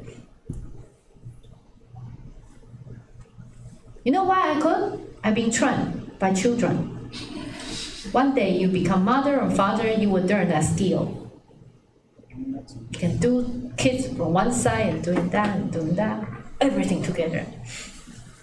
So you get skill for it.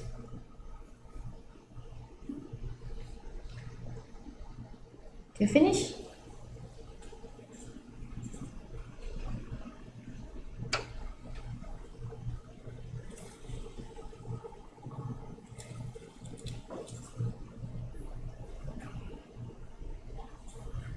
Can I know who's still working on that? People in classroom, you all finished? So, based on the questionnaire, only people in the classroom. Okay, fine. So then here you see these two figures, and then we tell you they are not satisfactory. Why? Actually, you can see the original point, and then afterward, the reason they are not good is because they have different size. So when we're talking about size, it's because then one of the clusters they are bigger. Some clusters are smaller. Okay, K-mean or bisecting, actually they cannot help with it. They really cannot help with it. But it's unavoidable that sometimes you will see that case. Okay, so we were talking about some remedy later. And why are the results for this one, they look not good? First, you might feel like it's probably the size, but because we already picked the size. This part we want to ask you to practice on it is because you can see that the densities are different.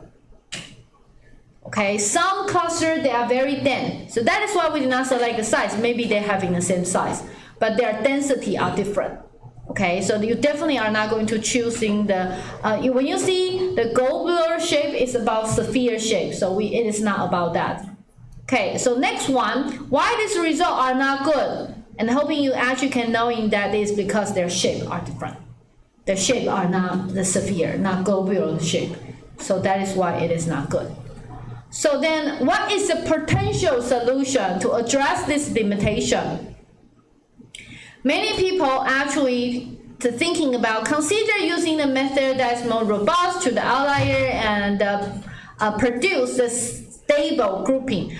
Many people choosing them, but we did not thinking that is the answer is because all of the problem that we're talking about that is not affected by outlier.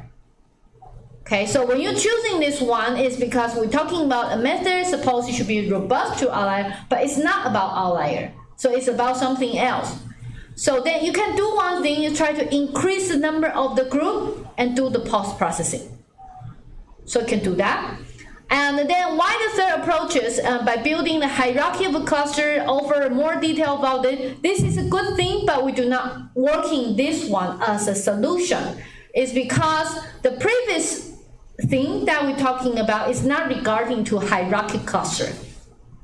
So then we did not select the third one as an answer. Please also know one thing is a practice in our final exam. Sometimes we realize some students were likely to write everything they know about this skill. When we actually only asking A, just write A. If you write A and B and C and D, even though all of them are correct in some sense, but we only will give you partial credit for that, even though your partial credit contain one of the keyword. Why we cannot give you a full mark for that? Because we don't know if you understand that, or you just copy paste everything. So only select the correct answer that appropriate to our question. And using a method that can identify cluster to vary shape and effectively manage noisy data. So we do having some method will be able to deal with it. We are going to talking about that next time. Okay, so good for this practice. And then next one, we want to talking about certain thing called K-mediodid. Okay, and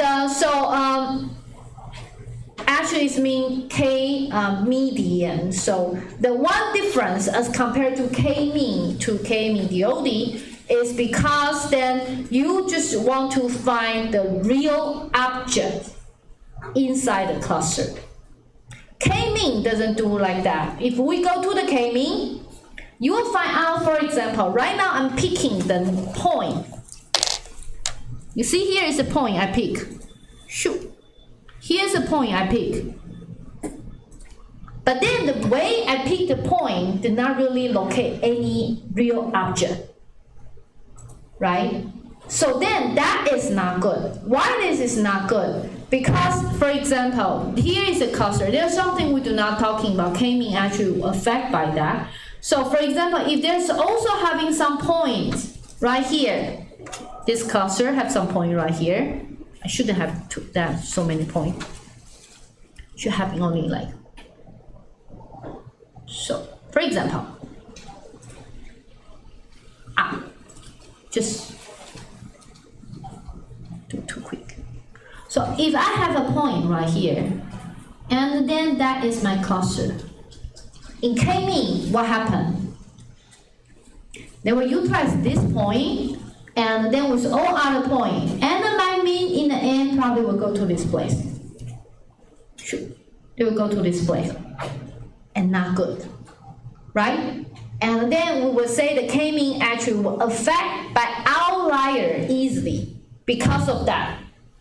Because of that.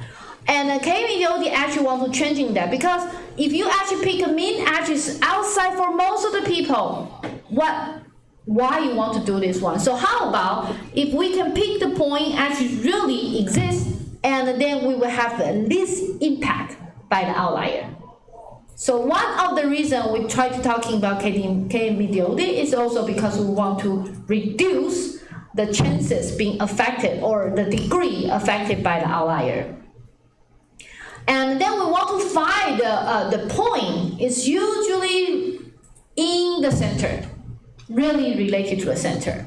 So they're having many different research methods being proposed before, and I think you're quite okay to utilize that, but we want to demonstrate one of the algorithm called PAN, partition around mediody, okay? So then we try to show you the example, okay? So assume right now you're having the algorithm. By the way, in the final exam, I will not ask you how to calculate about the K-mean, how to calculate about the PAN. So if you really want to think into that detail, I think it will not really related to the final project. In the final project, we just want you to compare why this approach is better approach. Okay, so you don't really need to start into that detail. But then I try to show you the example. Assume today we say the K equal to 2. So at the very beginning, K-mean in the pen, they try to arbitrarily choosing K object. So you can actually see the dark blue part is the one we choose. And then afterward, we assign, this part is same thing as the K-mean. We assign the node actually around this one to become the nearest mediody, okay?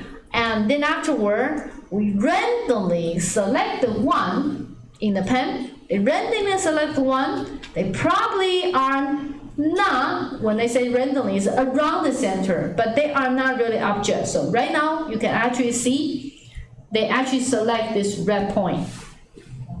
And then after they do this red point, and what they try to do is they try to compute when we swapping from the old mediody to count the new one. What is the cost? Does the quality improve? And then if the quality improve, then we swap. If the quality did not improve, we remain the same. So that is almost the same as like a K-mean. Just instead of utilize the mean, we don't directly do the mean. We find the point actually is more related to it, and then we pick one. So when we say randomly select non-mediody one, it's like because right now they might having some range, and so we try to select the one within that range and see which one can replace with it. So if the quality improve, we swap. If the quality did not improve, then we continue on and on until there's no change. Okay, so that is the pen. So you can see what's the difference compared to before. Just see how much things they change. So far so good? Okay, so So a pen usually working effectively for a small data set. By the way, K-mean and all other clustering techniques are usually good for this small data set, but that did not scale well. So they're having a lot of different methods, and then afterward, it lost count.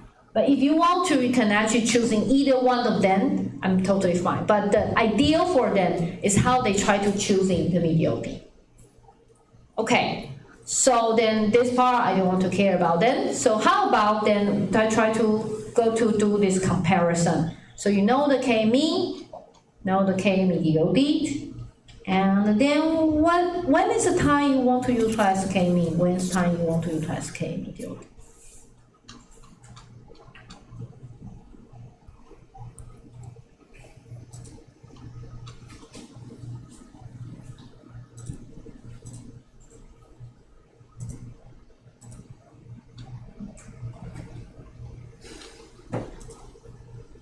Your final project report on a team.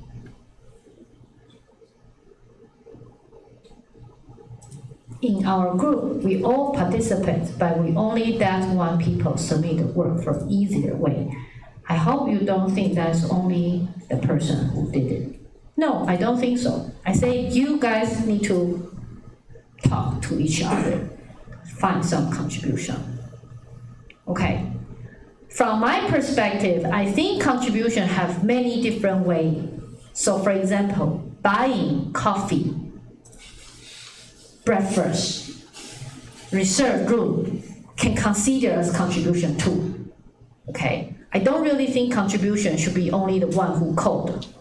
Some people have a great idea, that can be considered contribution, but you guys need to talk and find a way everyone happy with it, okay? So that need practice. That is why we think the final project sometimes not only try to practice your skill in data mining. Skill in data mining sometimes also including the teamwork, how you negotiate with other people. That is important too. Really, buying coffee sometimes is a good skill. Saying joke is a good skill too. Or making people wake up, that is skill too. Or some people, you know, they are so good at demand other people to do things. It's time. Can we do that? That is a skill.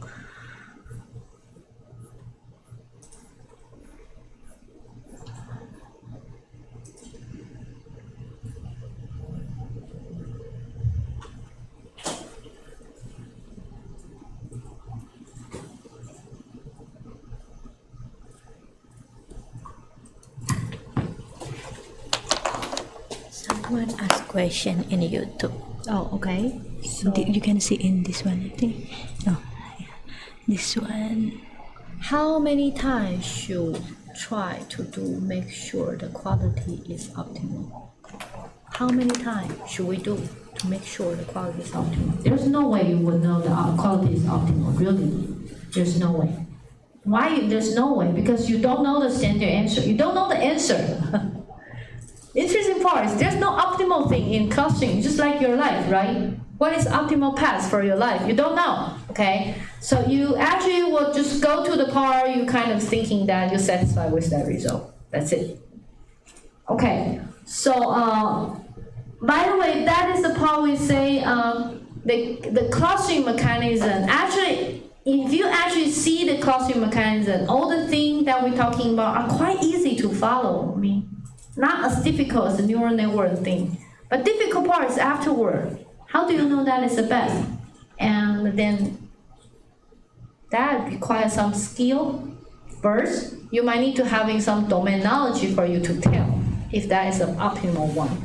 But we are not likely to say that in the course because we don't usually cover the domain knowledge.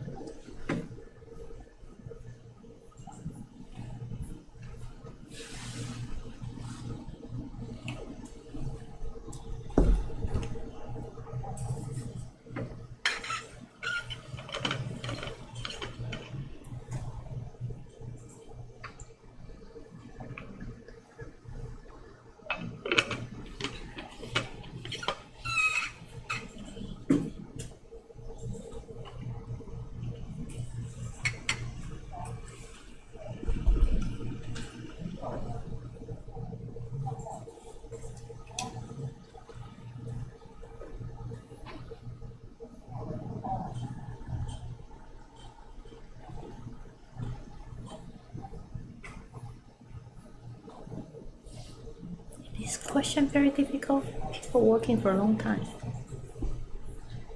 Many things for you to choose, right?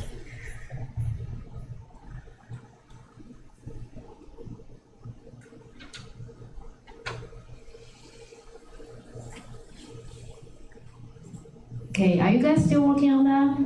We're finished? Unfortunately, I cannot do multiple selection matching.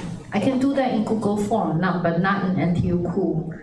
So that is why you will find out the questions are quite many things for you to select. I apologize for that.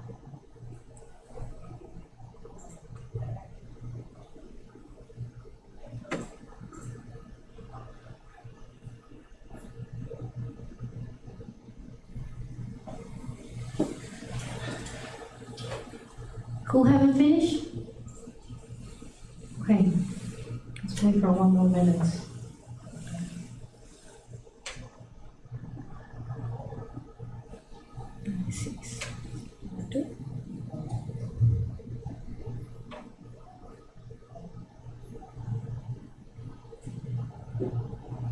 How many times should try K-mean till it's optimal? It is not optimal. Is it take a lot of time? Yes, it takes a lot of time.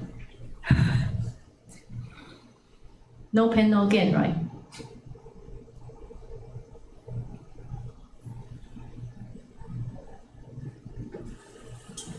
No interesting part is I find out sometimes the student really want an answer or guideline from me. Then how can I do this one better? How do I do this one better? But you will find out in the entire classroom, we only tell you the concept. We do not tell you which one is the best because you need to try on your own. And that is the interesting part, I think. Also, one more thing, I hope you guys, during the break, I'm talking about Tyler Suit. If you never see that, you can actually watch that commencement speech. The thing is, even though it is not optimal, so what? Maybe it will actually surprise you because of something. So try to consider all the outcome from your result as like a reminder or something that explore the part that you never thought of. And in that cases, all the try will become interesting. But if you're only having some very specific thing, like I really want to do that, you will find out very difficult. We don't usually have in that case. Okay, so it looks like I did not hear any clicking sound in the classroom, which means everyone finished, right? And then afterward, matching the following potential outcome of applying the K-mean. First one, K-mean probably outlier will significantly shift the center of the cluster, affecting the overall accuracy. That's very likely for the K-mean. And second, outlier may have a minimal impact because they are treated like any other data point. Sometimes it's possible because it depends on the outlier, how outlier they are. An outlier may actually form their own cluster separate from main data. That is also, if you want to say, many people say somehow likely, but we usually will find out that is unlikely. Do you know why? Because the K-mean, if they need to be on their own, you need to be really, really lucky to having a point really go to the outlier. But if they're outlier, which means the chances for you to really approaching to it is very rare. So most of the time, because you're picking the point, right, in the most of the majority, the scope, so then you are not going to pick the one that go to the outlier because the chance is very unlikely. So it is very possible in the end that you cannot really make them to form their own cluster. The outlier will automatically ignore during the centroid calculation. Well, it will never happen. It will never, because we never ignore anything in the K-mean. Okay, and so what happened to the K-mediody? And mediody actually did not shifting much because the K-mediody select the actual data point as a center.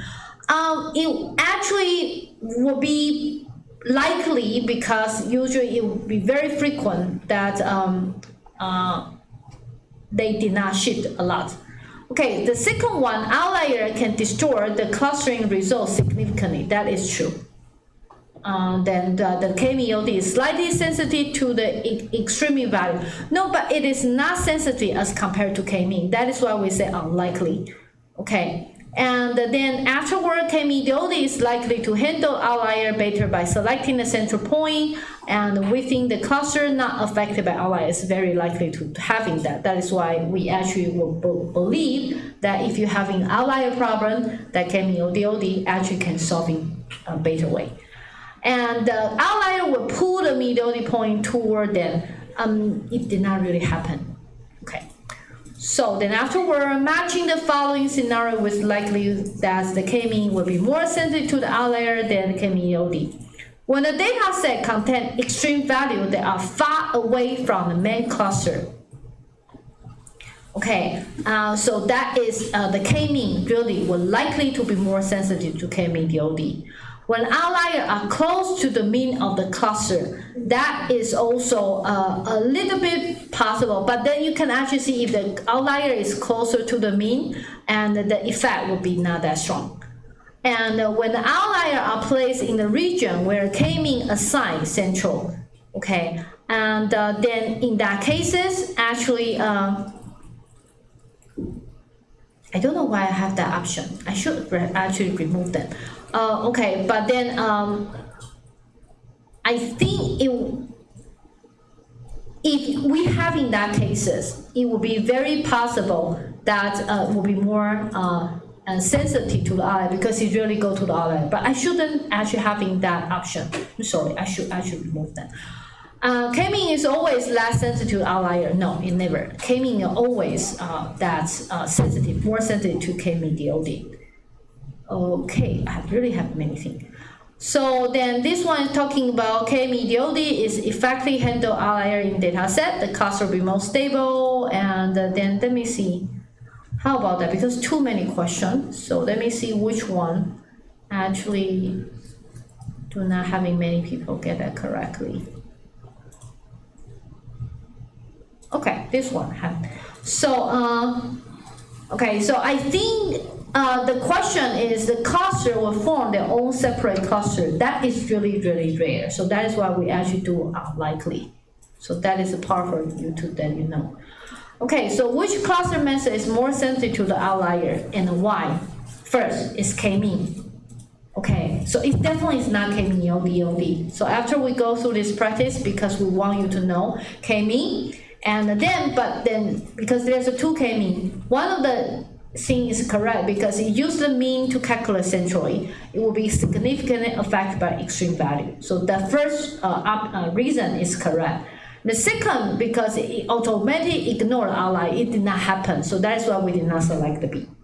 Okay, so that is the part when we ask you to do this one. Good, I have some time, but I want to talking very quickly.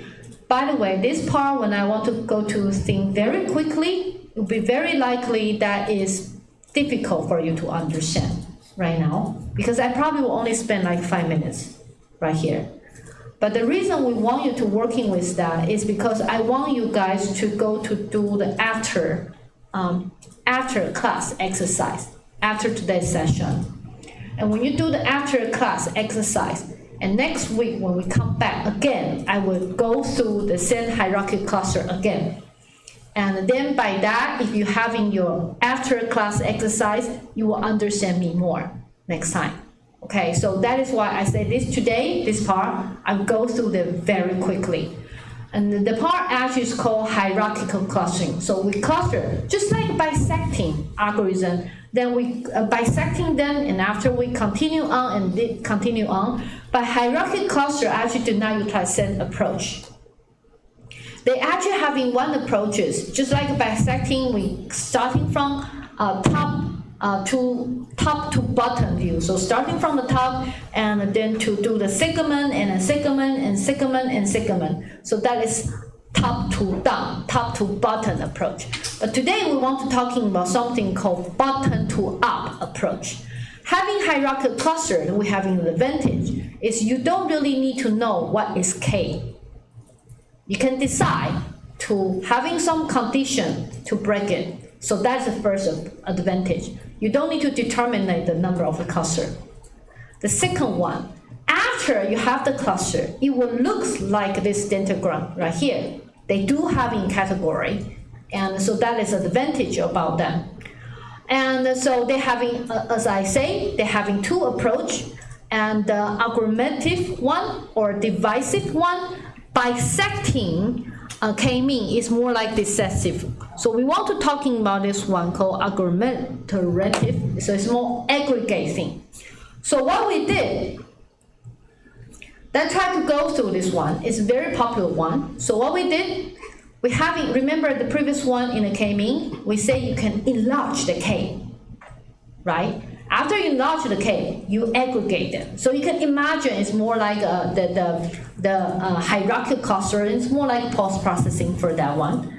So what we try to do with it, first, we can compute the proximity matrix. So proximity matrix is how similar, how close this cluster to another cluster. Okay, and then we put them into a matrix. That's called proximity matrix. And then afterward, we merge the one who are closest. So far so good? Understand? So let's try to see an example. We go through this one is example. Assume each P actually is a cluster. Just assume they are cluster. They are the mean of the cluster. Just assume about that. Okay? So then afterward, we actually, this one you actually see the proximity matrix. Right here, the value actually show the distance from one value to another one. Okay? And then afterward, we will starting to, so the proximity usually means how near they are. And then we will starting to merge. Okay, so for example, right now who need to merge? You probably will merge P1 to P4. After you merge P1 to P4, so here is a P1. You have the P1 right here. How the P1 actually have the relationship to other P2, P3, and then here are the P4. P1, P4. By the way, proximity matrix, if you utilize Euclidean distance, they should be symmetric, right? So another word, when I say symmetry, right here, you should have a line as in the diagonal, then you will find out because it's symmetry. So all the value right here, you can find the symmetry thing. So far so good? And then we have P1 and P4. And then you have this two line, two column. We need to merge them into one column and one row. Understand the issue right now? We need to merging them. So for example, let me try to ask you. So if I have P1 right here, and P1 to P2 have value 3. P4 to P2 is value 2. Okay, so then I need to merge them into one value, right? So I should choosing 3 or I should choosing 2. Or I should need to utilize 2.5 as their average. Which one is? Okay, so then you actually understand when I need to merging them, they're having some determinant. So you need to utilize, so the thing is how we merge, how we changing that. You have different way for you to merging them. You choosing the minimum value, 2, 3, choosing the 2, so that is minimum. You're choosing the maximum value, that is 2 and 3, you're choosing 3. You do average, which means that you're choosing 2.5, right? So you can have so many things right here, but then which method is the one I use to define afterward my proximity matrix need to change to that value. So that is some solution for you to choosing from. So far so good? Okay, so your after class exercise is go back to think. I hope you can do this example by drawing this one. When I actually try to choosing some and then I utilize minimum, will that affect the afterward process? Okay, how it will change? Does my shape actually will change? My hierarchy will change or not? How change? What is the thing actually happen? And then this is after class exercise. Please do one thing. ChatGPT know the answer. But then I'm hoping you don't ask ChatGPT to working on that, because that is exercise. How well you do in this exercise really did not affect your score, final score. So try to do this practice on your own. Okay, if you do this one, and next week when we come back, you will understand more. So far so good? Okay, so then go back to do this take-home exercise. I just go through things very quickly, and afterward, next time, we will come back here to talk more. Okay, that is why I need to go through this very fast. I'm sorry, I probably was still late for our today's class. And then we're going to having the progress report. Here are some report, and here are the grading policy. Then TA give it to me.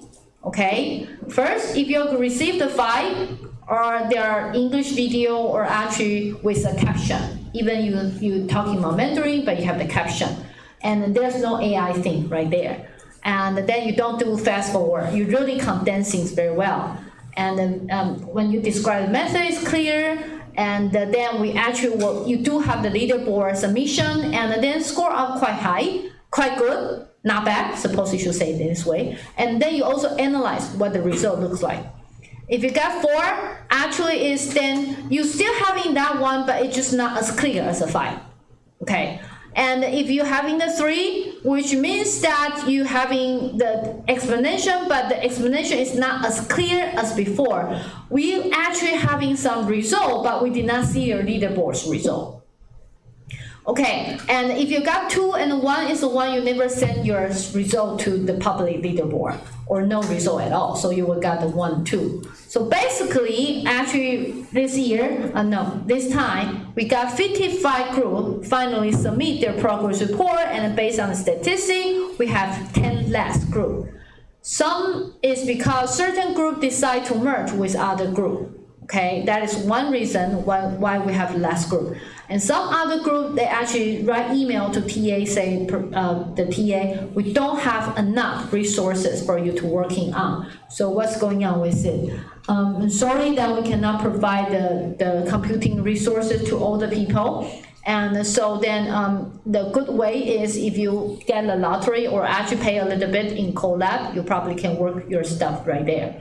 Or if you have your own GPU, probably can help. But then based on the evaluation score actually I received, I think majority people actually get more than 3. That's a good thing. So the average score is 3.7, and based on the TA's review, and then they do thinking most of the group, they improve a lot. Okay, so then before we go to the progress report, and then that try to having class lottery first, because I know I might be late for the class. I only have 30 minutes left. I definitely will be late for that. So this one is allow the people who probably cannot stay till in, but still can have the class lottery.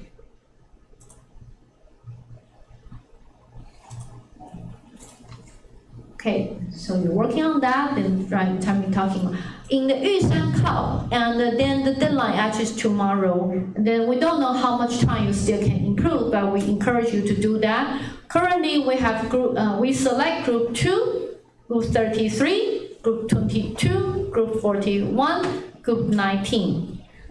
The way how I try to order them is based on. It's not based on their score. It's based on their public leaderboards ranking. Okay. So the group 19 received the best public leaderboard ranking. Okay, and then in the Kagos competition, I select 7 group because we have more people in the Kago. And currently, group 10 received the best public leaderboard score. Okay, and then we actually ask the TA right here and to show you the video. And then when we try to show you the video, we do some processing. TA do very hard work, cut off the future work from your video. They cut your future work because I think that you have your own plan, and then maybe because it's competition, we don't want other people to know that. But we want to know other people to know what you share. Okay. So, Ethan first or Kegel first? Yushan first, but then you need to based on my order. Yeah. You based on Yeah, my yeah, order. yeah. This is order? Yes, Okay, I good. think so. Yushan first. No, no, no.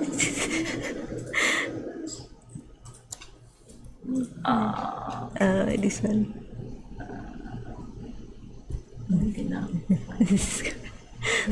So Yushan first. Yushan actually is okay. Starting from group 2.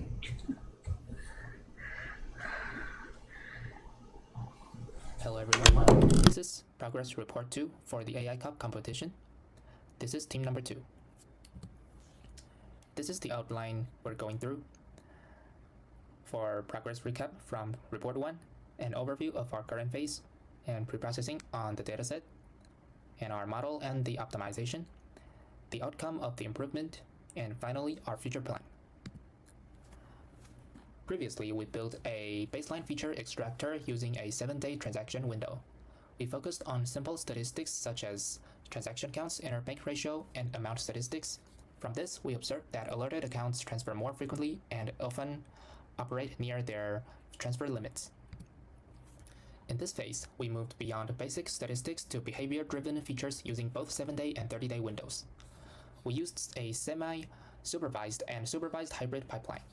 The key steps include data aggregation with behavior features, PU learning using the SPY method, SMOTE for class balancing, and automated hyperparameter tuning with Optuna and XGBoost.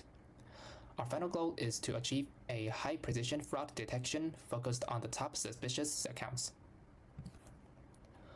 We built a modular feature generator that produces both 7-day and 30-day behavior windows. The feature groups include transaction frequency, amount statistics, night activity, diversity, and fan-in fan-out patterns. We also added velocity, inactivity, and self-transaction ratios. Then, we applied PU learning with the SPY method to reduce label noise, and SMOTE to oversample the minority class. Finally, we standardized all features with a standard scaler. The modeling process starts with PU learning to find reliable negatives. Then, we split the scale and data, balance it with SMOTE, and tune the XGBoost model using Optuna. After training, we visualized feature importance and applied dynamic threshold to generate final predictions. PU learning. We randomly mark half of the positive samples as SPICE and train the temporary classifier with unlabeled data. Unlabeled accounts predicted with very low fraud scores are treated as reliable negatives. Combining positives and these reliable negatives gives a much cleaner training datasets. Model optimization. For optimization, we used Optuna to tune XGBoost parameters such as number of estimators, depth, learning rate, and regularization terms. We ran 100 trials targeting the best F1 score, then retrained using those parameters. We evaluated using precision, recall, and F1 to ensure a balanced model. From the trained model, we extracted the top 20 most important features. The strongest indicators include fan-out count in 7 days, ratio of frequencies between 7-day and 30-day windows, and mean transaction amount over 30 days. Night transaction ratio also appears as a key signal. The final model outputs a fraud probability for each account. We then apply dynamic threshold to select the top and suspicious accounts, that is, 240 accounts. This generates our ranked prediction file for submission. And here's our key strengths. Our approaches have more main strengths: cleaner data through PU learning, balanced classes with SMOTE, optimized hyperparameters using Optuna, and rich behavioral features across multiple time windows. This combination gives us robust and precise detection. And here's our prediction output. We achieved 0.2 precision for our final prediction output. So this is our progress report 2. Thank you for listening.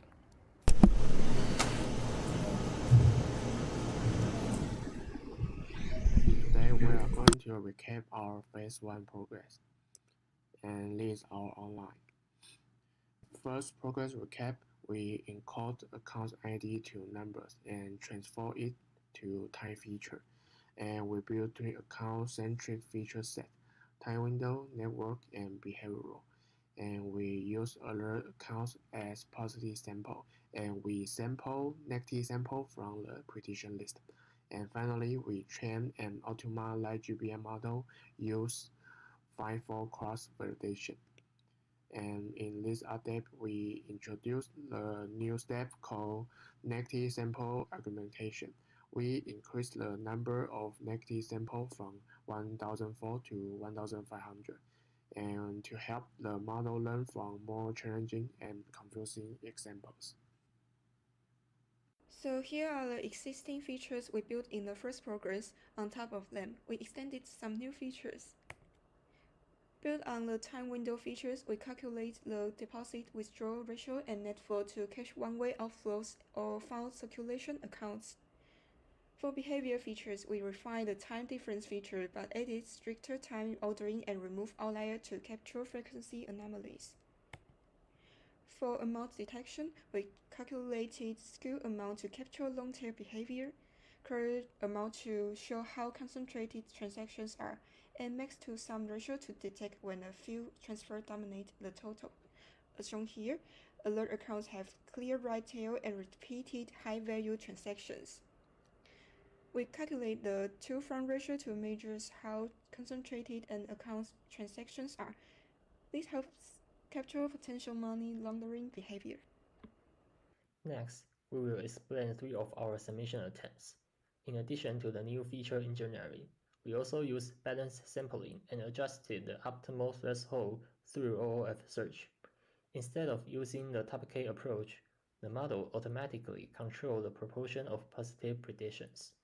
We assume that the influence of features is still the main factor, and this attempt improved the F1 score to 0.17. In the next submission attempt, the transaction amounts were transferred with log to handle skewness, and the number of negative samples was increased to 1,500. This time we used top K to determine the label assignment. This attempt improved the F1 score to 0.18. After increasing the K value, precision slightly decreased, but recall increased significantly, indicating that we successfully captured more true positives.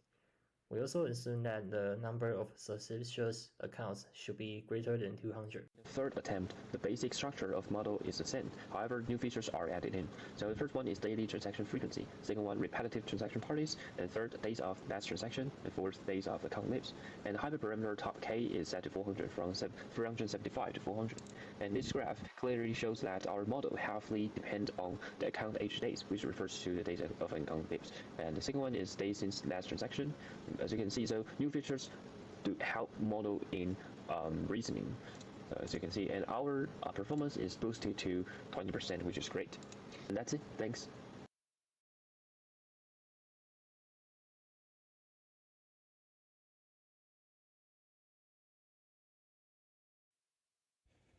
Hello everyone, this is Team 22, and this is our final project progress report 2.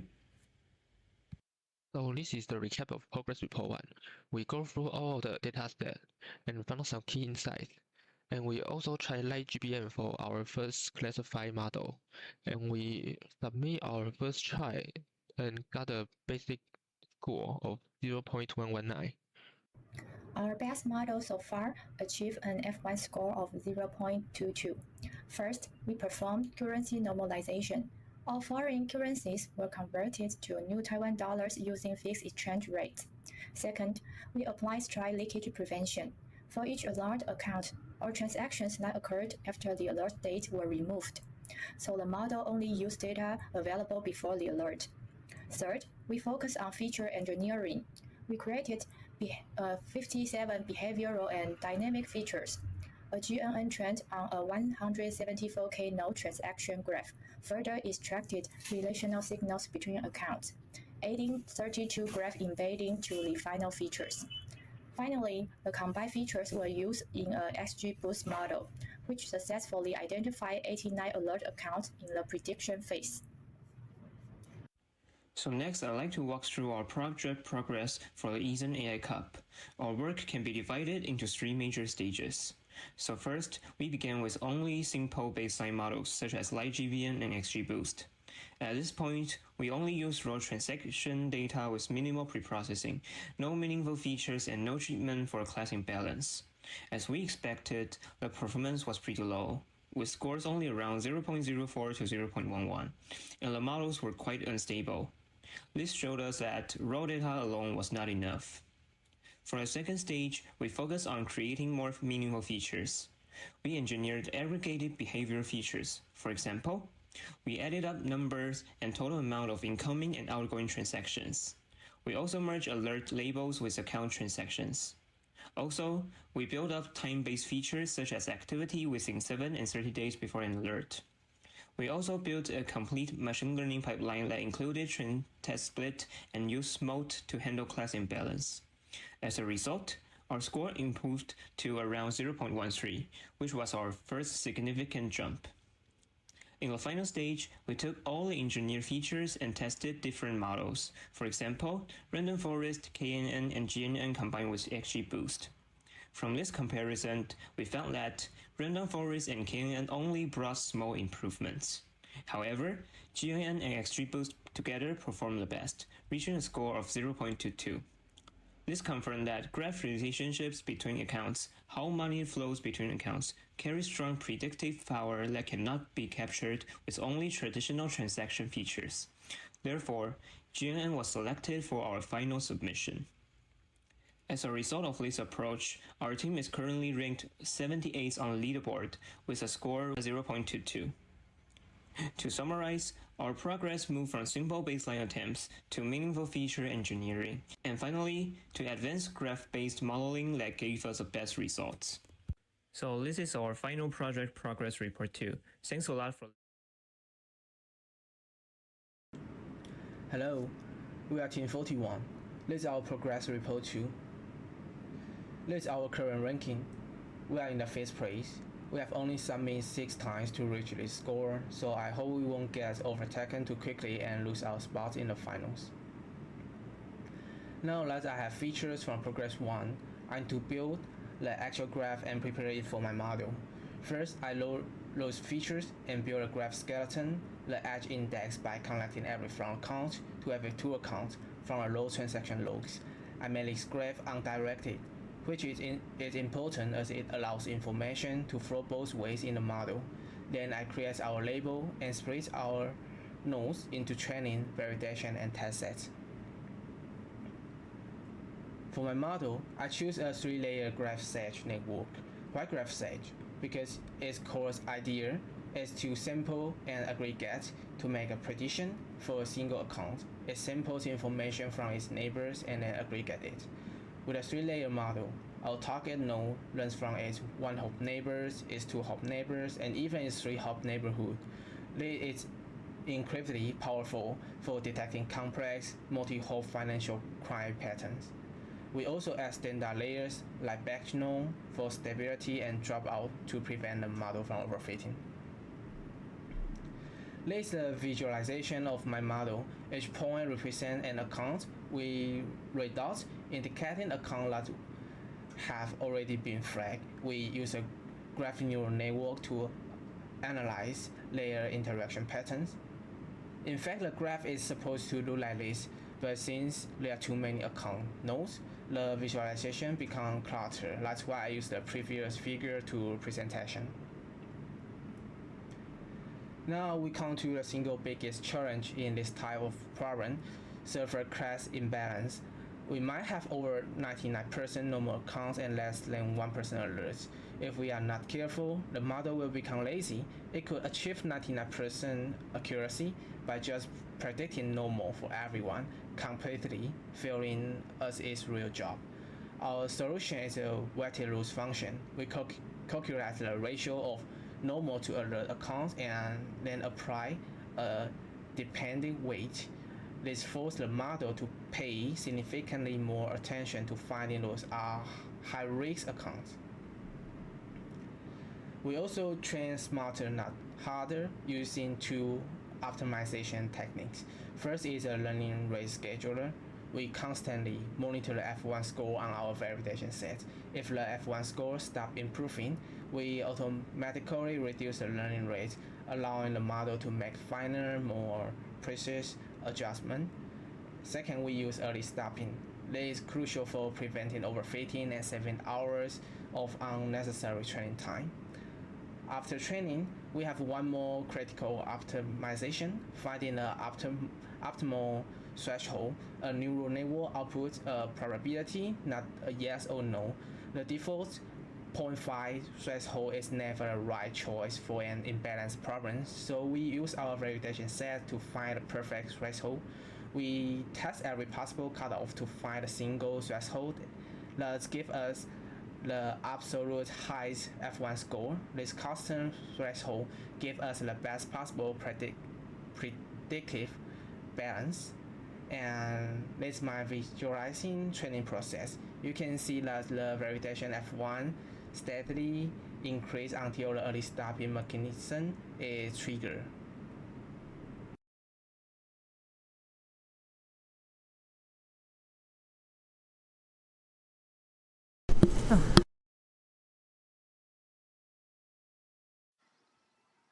Hello everyone, we are Team 19 and this is our second progress report. Here is the outline of presentation. In our first progress report, we observed that the alert accounts tend to have a higher number of transactions and a higher small transaction ratio. For data preprocessing, we unify the monetary units and define the target accounts.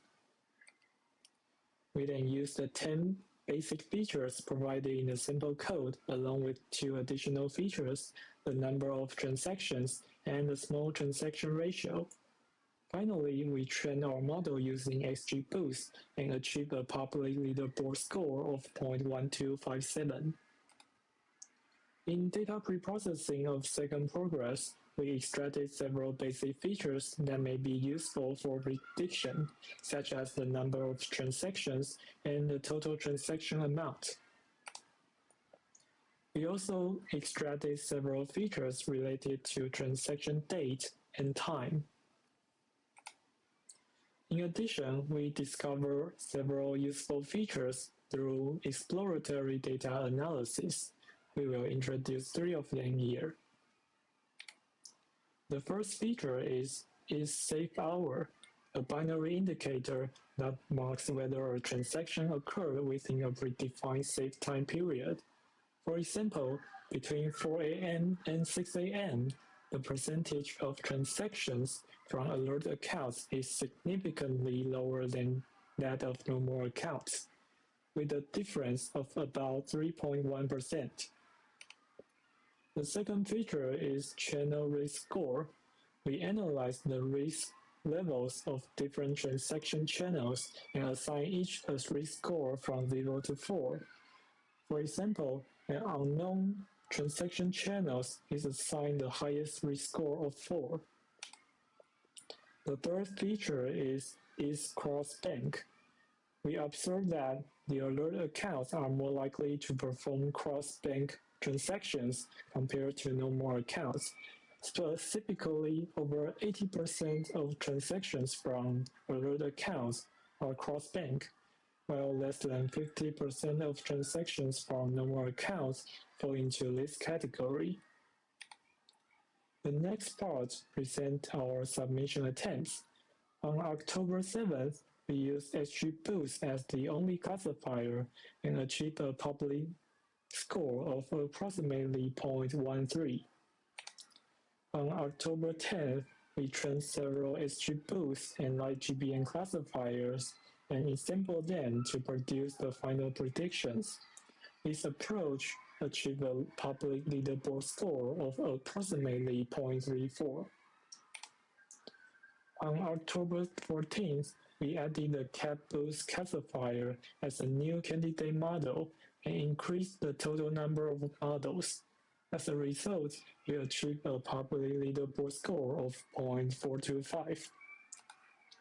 After several optimizations, the best score we achieved on the public leaderboard was approximately 0.45, which placed us 4th on the leaderboard at the time of recording this video. That's the end of our second progress report.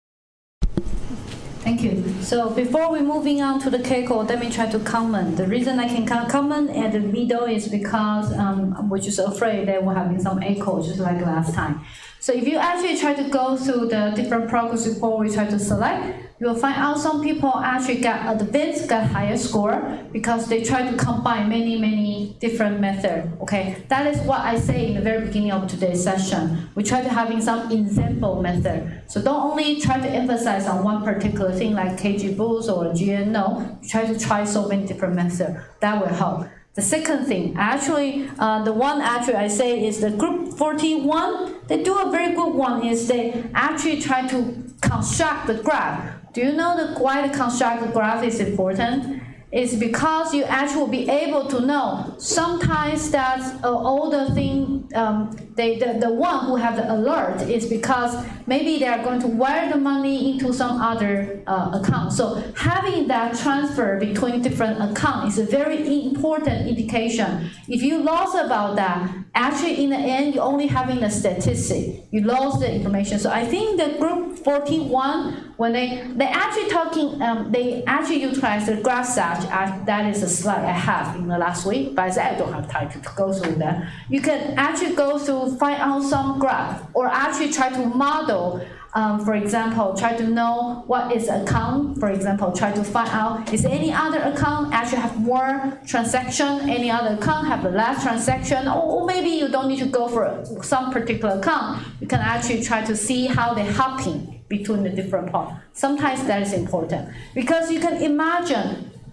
I always would like to remind the student when you do the data mining, not only thinking about here's the data set, thinking about behavior before you try to working on that. What is alert? Alert is someone who try to get a fraud from other people, right? Okay, and in some cases, for example, they do having some account that will be popular to coming in. What is that? For example, when you try to pay the tuition, you pay the tuition to the school account. So in that cases, they will have a lot of transaction. But if you want to remove that, thinking about is there any other possibility, they're having certain signal, but it's not like this one, you actually wire your technique to go to for that, shooting for that scenario. They actually can give the better result. But if you don't only do the feature engineering, you will find out you're stuck at the precision only like 20%. So think out. Go to check the news. For example, how people actually would like to do things, go to the fraud. And then thinking about how you can actually catch about that information. Sometimes you will find out the best solution always coming from when people thinking about to see the data from different perspective.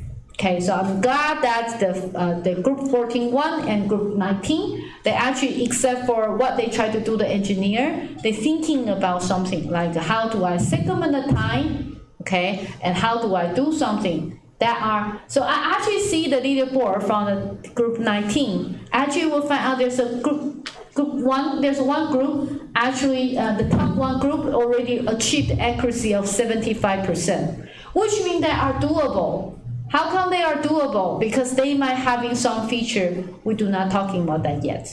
Okay, but I think having to thinking about the transaction one between, or actually thinking about if you can be able to identify the country, which transaction they locate to, I don't know if that's possible because last year I do remember they have it. Sometimes it will affect too. Certain country is difficult for you to get a laundry right there. Certain country is easy. So maybe you can also pay attention to that. Okay, good. So then we're moving on to the K goals, the 7th group.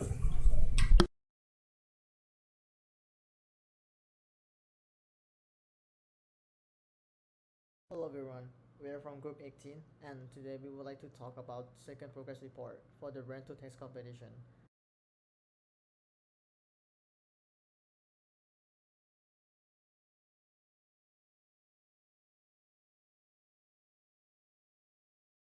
First, let's recap the first progress report. What we did is, using the provided neural signal, we mostly performed blank to the labels, but now we added some normalization, where we rescale each electrode channel to have zero mean and unit variance. This is very important to remove bias from high energy electrodes and align all signals into a common scale. Then this will be used as the input for the RNN model training. So for the input, we'll do normalization, where for the label, we translate it into sequence class IDs and trim the blank. The recurrent neural network model is mostly responsible for predicting the phonemes. And as you can see, this is our result, and we can get most of them correctly already.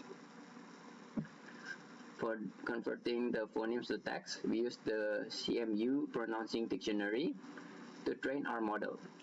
Since the CMU dictionary and the original dataset contain slightly different phoneme sets, we perform data cleaning, normalization, and dimensionality reduction to align the phoneme mappings and ensure consistency across both sources. For neural sequence to phoneme prediction, we train an LSTM-based model using all available training data. But before the training, we applied a text normalization procedure to standardize input sentences and ensure a consistent format across samples. The model architecture includes 2 LSTM layers, followed by a fully connected layer, and the training was done over 20 epochs using the ADAM optimizer, and the average loss for the final epoch was approximately 0.322. We have made 2 submissions, and in both submissions, we used the CMU pronouncing dictionary using the NLTK library to normalize the phoneme data. This included removing stress digits to make the phoneme symbols consistent, which is important because the CMU dictionary provides a wide standardized set of phonemes. This helps us clean and align phoneme labels across sources, ultimately improving training quality. However, in the submission where we get a lower score, we made the change by keeping the full stop at the end of each sentence during pre-processing. Unexpectedly, this caused a drop in accuracy, suggesting that our data cleaning or pre-processing steps may not have been properly aligned with the model input. We believe this inconsistency introduced noise into the model, and we plan to refine our cleaning pipeline to reduce error in future submissions.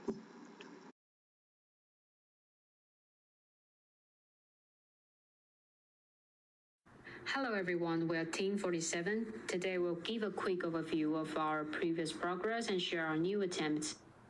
Here's a recap of our initial approach. For preprocessing, we limited each sequence to 1,500 time steps and kept only the highest energy segments after denoising and smoothing.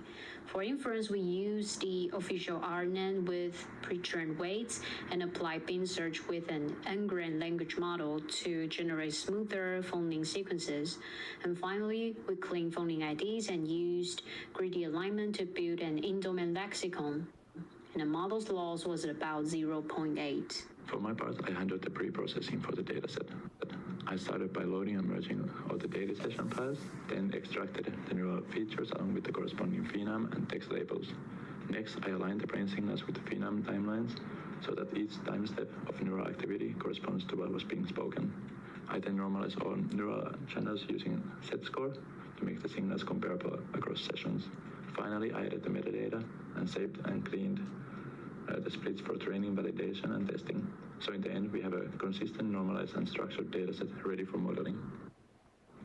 The pre-processing is crucial because it makes the data stable and comparable across different recording sessions. It also ensures that the neuroscience are correctly aligned with the true speech targets, which is key for training accurate models. Now, the data can be directly used for modeling, specifically the neural features X, which can be used as input, and then the phenom or the character sequence as targets. The next step for the team is to build and train models using these processed datasets. And after the pre-processing, we're going to introduce a new submission attempt. As for the first attempt, we do with our first model, and here's the model 4 here.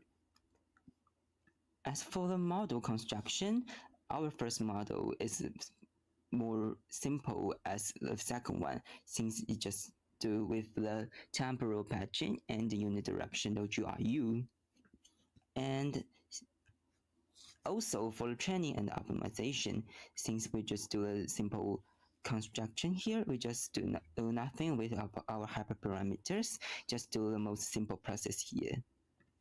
And as for the LM construction, the method here has just been represented. If you want to take a look, you can pause and take a look. Also for the decoding, we just listed several methods here. If you like to take a look, you can pause and take a look at this. And since our first try for the model is just slightly improve our outcome, and we have to come out with a next attempt for the next model. Here is the workflow of our another approach. Here I built a lightweight model and it uses a convolution layer to shorten the time dimension and a bidirectional GRU to capture temporal patterns, and the model predicts both phonemes and characters. I later combined two losses, CE and CTC, and used the W optimizer with the cosine learning rates for stability, and the best checkpoints was saved for decoding. After training, I built a trigram language model that learns how character co-occur and applies edge smoothing to handle unseen combinations. During decoding, I combined the model's acoustic predictions with the trigram LM, so the output sounds more natural and consistent. These attempts produced our best score so far, and it improved readability, but still struggle with longer sequences, so efficiency isn't enough. Deeper fine-tuned language models may be needed in the next.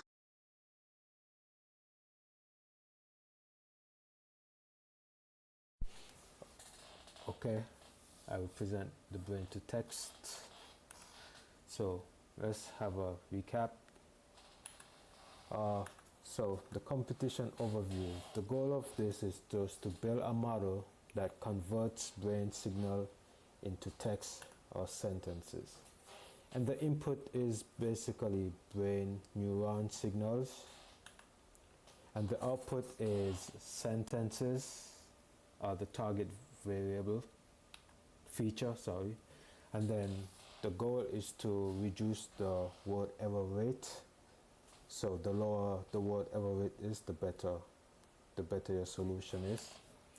And this is done to help persons to communicate who are unable to speak.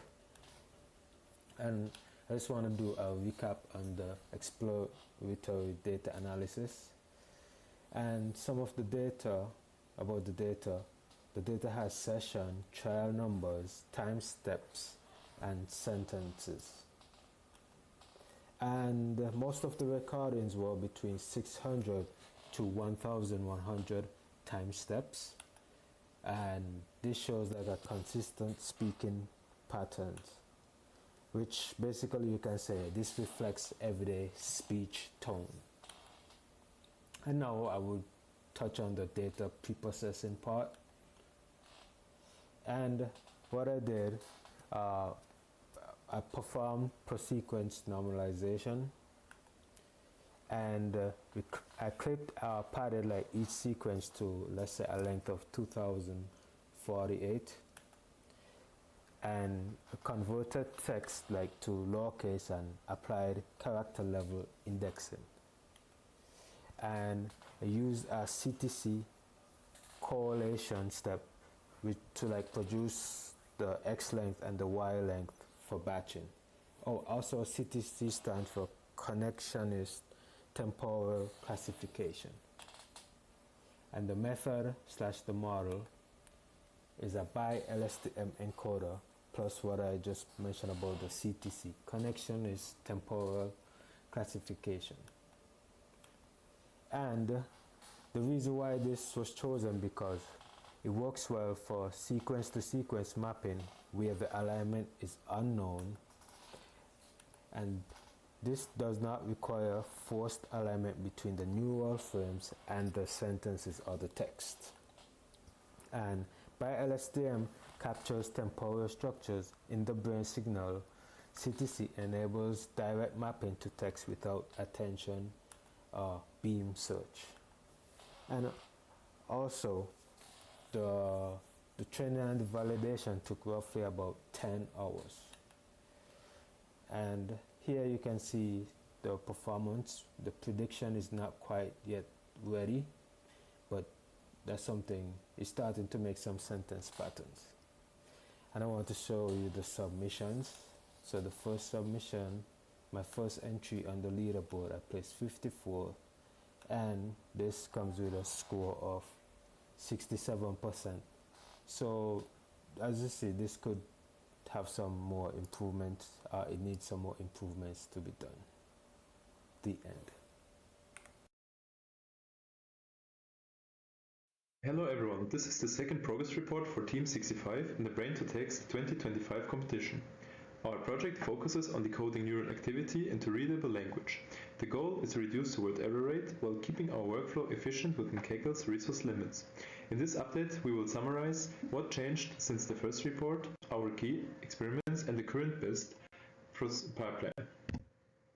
Since the last report, we added several new components. First, phoneme post-processing now removes silence and blank tokens from the CTC output to stabilize decoding. Second, we integrated the CMU dictionary to align phoneme sequences with real English words. Third, a unigram language model was introduced to rescore outputs based on word frequency, improving plausibility. Finally, we experimented with Gemini and Wen, two hosted LLMs that rewire phoneme sequences into fluent, grammatically correct sentences. The official competition baseline uses Redis and SRILM, which needs multi-GPU servers and long runtimes. That pipeline cannot run reliably on Kaggle's single T4 GPU with 16 GB of VRAM only. Our workaround was to move towards lightweighted hosted models like Gemini and Qwen that run entirely within Kaggle's limits, require no extra setup, and still reach a public word error rate of around 0.53. This allowed us to focus on algorithmic quality instead of infrastructure. We ran multiple experiments, but 3 were decisive. On October 22nd, we reproduced the official GRU plus ngram baseline. It verified our environment, but required resources we couldn't sustain. On October 26th, we introduced Gwen with the Unigram language model, our first offline and reproducible run reaching about 0.77 word error rate. Finally, on October 30th, we built a Gemini hybrid pipeline with dynamic programming segmentation, override lexicons, and LLM rewriting.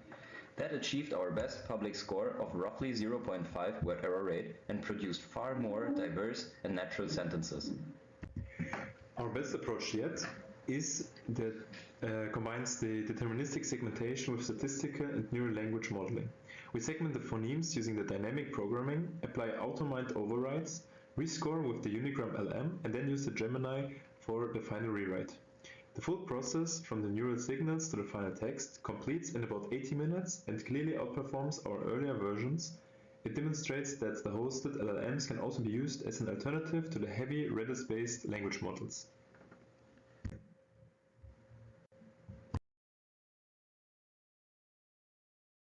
Hello everybody, welcome to the Brain to Text 2025 second progress report. This is Team 9.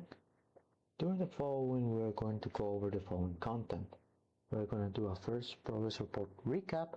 We're going to go over the feature augmentation did, the submission attempts, and the challenges that we faced during this phase. So first of all, a small phase 1 recap. Our main goal is to develop or improve algorithms that decode speech directly from brain activity. During this phase 1, we actually did a first submission. We got a scoring of 0.38. And let's go over to the feature augmentation steps that we did. Okay, the time derivatives of the neural activity can help us capture information about how it changes, which may be leveraged by the model to enhance its performance. So essentially what we were trying to do is explore data augmentations in neural features in order to improve the PER of our project.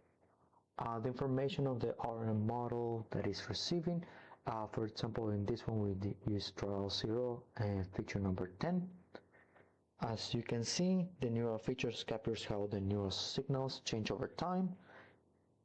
And this is the results of the RNN training. We monitor it while training it, and we are also exploring other architectures and we're tuning other hyperparameters.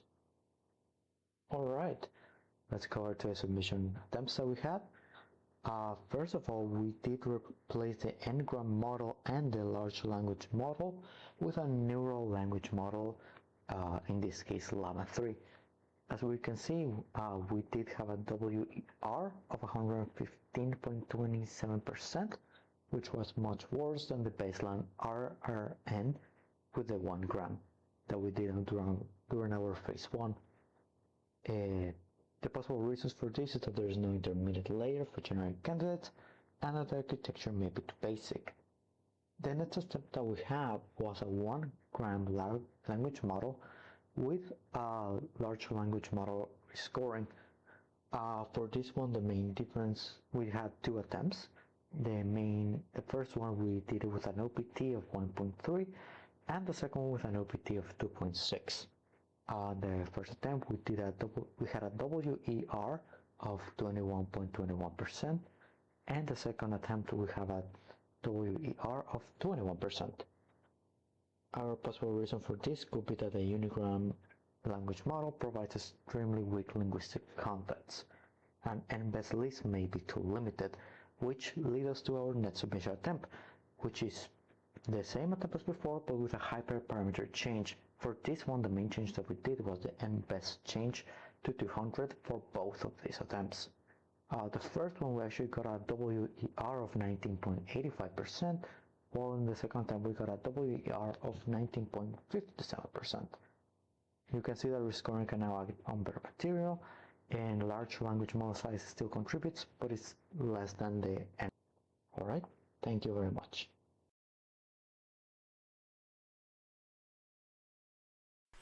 老师、助教、同学，大家好，我们是听团听奈，组员有吴化瑜、杨宏文跟陈雅玉。那这是我们第2次进度报告，我是报告者杨宏文。首先在内容上呢，我们先对第1次进度报告做出一些回顾，接着说说我们的 model training 跟 selection， 然后展示我们成果跟对我们成果做出一些观察还有反馈。首先在第1次进度报告内容当中呢，我们先简介了整个 Brand to Test 25的竞赛，接着我们观察了它的资料集，然后提出我们对于资料前处理还有模型训练的一些想法跟规划，然后也说了我们对于现阶段的困难。在 model train 的部分呢，我们需要先将这个神经序号喂给我们的模型进行学习。那这边我选择 RNN 主要是因为硬体限制的关系没办法使用 GRU 模型，所以说我们选择 RNN 这一个比 GRU 更轻量的模型。那这个模型呢，它需要将神经序号预测成因数几率的序列。这个因数几率的序列呢，再交给大语言模型进行转译。那我们会选择 Gemini 2.5 Flash 的 API 作为串接呢，是因为一样硬体限制的关系，没办法部署主办方所提供的 LM 模型。那另外一方面，我们就想说，现在大语言模型在语言的表现也相当不错，所以或许它可以是一个新的选择。那再藉由这个大语言模型，将刚刚的因数几率序列转换成文字序列。那在模型架构的部分呢，其实跟主办方所提供的差不多，就只是把 GRU 改成 RNN。在资料增强的部分，我们选择了高斯平滑跟加入噪音的这2个手段，让它降低它过拟合的风险，跟提升模型的泛用性。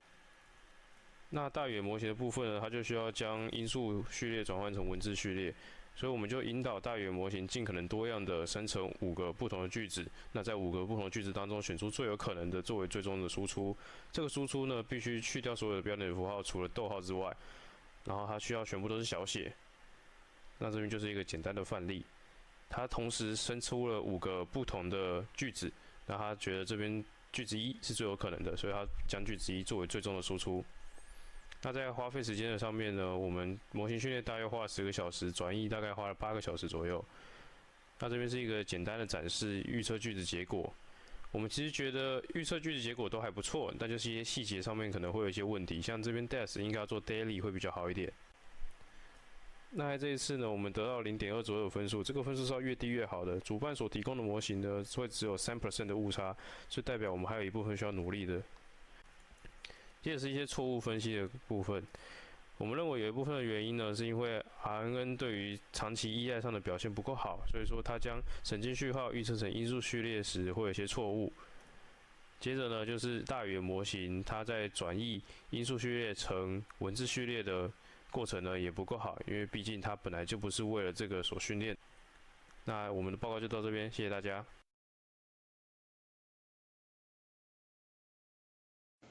We are Group 10. Today, we would like to share something new we've learned from the Brand to Text competition. Let's quickly recap the competition again.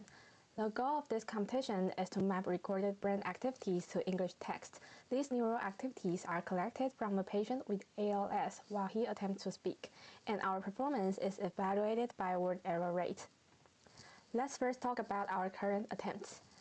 Following the organizer's model architecture, we use the pipeline shown here. The brain recordings are first processed by a phoneme decoder, and the predictive phoneme logics are then passed to an n-gram language model for text generation and initial scoring. Optionally, the m-gram model performs rescoring, and the pre-trained OPT-LLM is used for additive scoring. In between, we also apply a simple word swapping augmentation to manually increase the candidates. Note that the two stages, phoneme classification and word generation, are almost completely separated in terms of training. For the phoneme prediction models, we experimented with a transformer and several GRU variants such as bidirectional GRU and product of experts. Empirically, transformer models are shown to be weak on shorter time sequences and thus a poor performance. In contrast, all GRU models achieve around 10% phoneme error rate, which can be considered good, with a few caveats we will talk about later. Although the bidirectional GRU has twice as many parameters as the unidirectional one, the VRAM usage remains nearly the same. Given its performance improvements, using a bidirectional GRU would be a promising direction for future work. We also experimented with the pre-trained 1-gram and 3-gram language models. As shown in the table, the 1-gram model achieved a word error rate of about 20.9%, while the 3-gram model significantly reduced the error to 6.7%. Although the evaluation time for the 3-gram model was slightly longer, the improvement in accuracy was substantial. We also tested the bidirectional GRU with the same 3-gram language model. It achieved a slightly better word error rate of 6.33%. We also analyzed the predictive phonemes provided by the baseline and found that most of the mislabeling occurs within vowels and consonants. Specifically, the mislabeling mostly happens among minimal pairs, where two phonemes differ by only one phonological feature. For consonants, we observed a clear internal discrimination, with most of the mistakes happen between voiced and voiceless sounds. On the other hand, vowels don't show such a clear pattern, but we can still see that most of the mistakes happen between minimal vowel pairs, like high and low vowels or long and short vowels. That's all from our group. Thank you for your attention.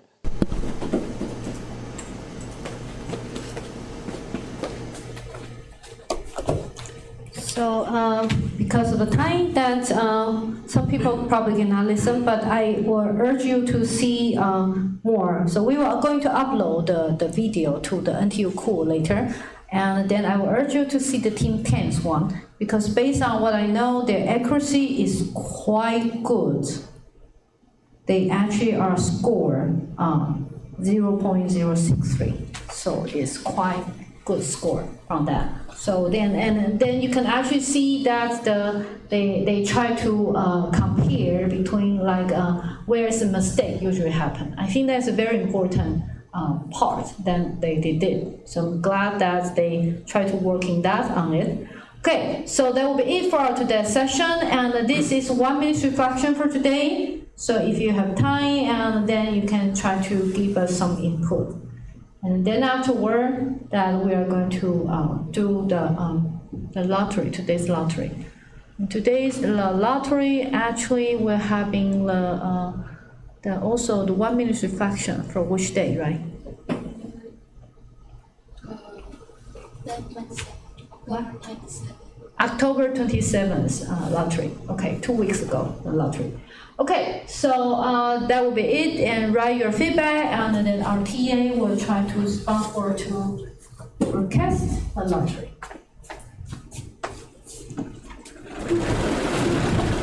So starting from 1 minute reflection for 3 people. And Professor, is it double this week? Double the credits. Double the credit, right? Double the credit. So all the people being selected for your videos shown in the progress report, we will also ask the TA to tell you. Then we'll give you some small bonus about the competition.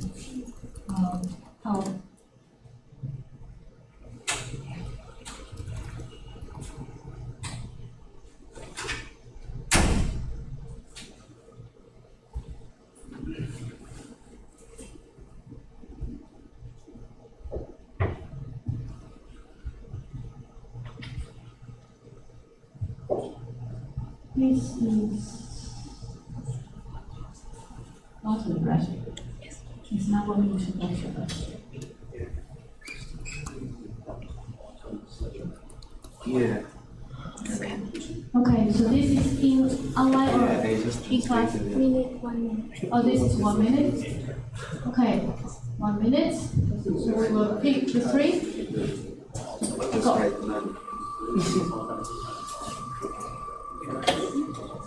Translator. Oh, yeah.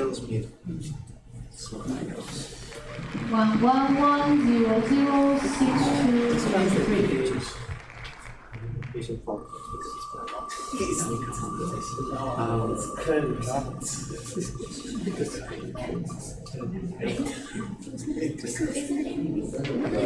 And 714148426.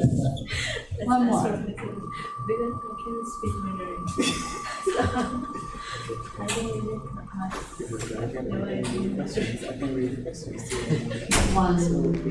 One 1303451. Okay, so then we move to our in class lottery.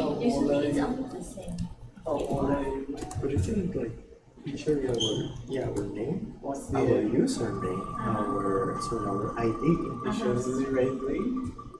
Yeah. 114065429. Today, like 1/3 of people are going to get a word. Yeah. Come on, go. 114065427. I have more. What's that fair? How many times? 4 now. 4. I haven't even bought it once. 114065423. Yes. Finally. Oh, come on, you got it twice now. No, that's my first time. From the last Guillermo got twice. You got it from the company. 114065422. That is? How many times? 4? Yeah, almost the same, just the same time. You dominate the selection. Okay, finally, it's now 1 dominated by you. 113030507. Is that person still wrong? No. Okay. One more.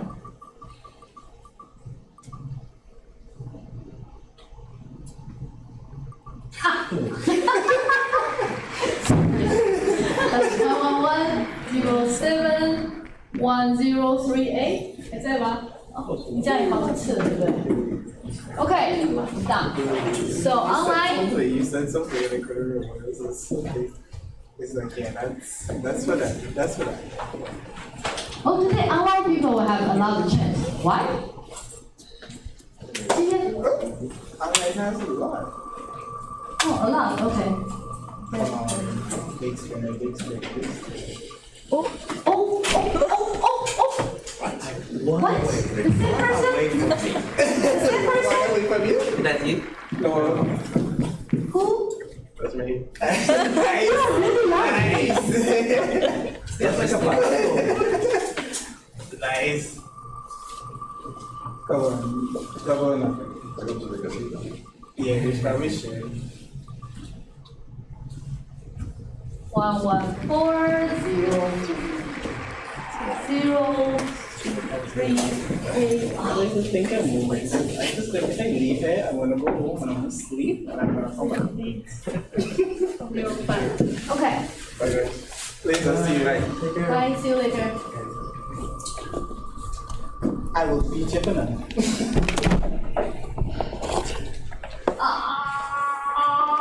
No. 110623337. 3 more. How come he hasn't posted this stuff yet? We gotta refresh the page. Actually, it's that one. Yeah, it's no one there. No. 6 1 1, 4, 2. What? It's 14. 1, 4, 2, 0. Oh, why? Yeah, that's the it's what? Yeah, look, it's about. Yeah, but the data is wrong because the letter was like. A14. Yeah. 5, 4, 6. 2, 6, 0, 3. One left.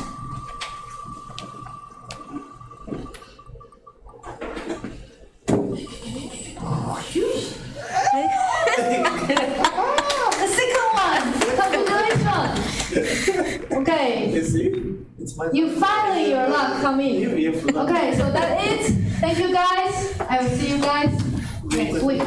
Bye. Bye.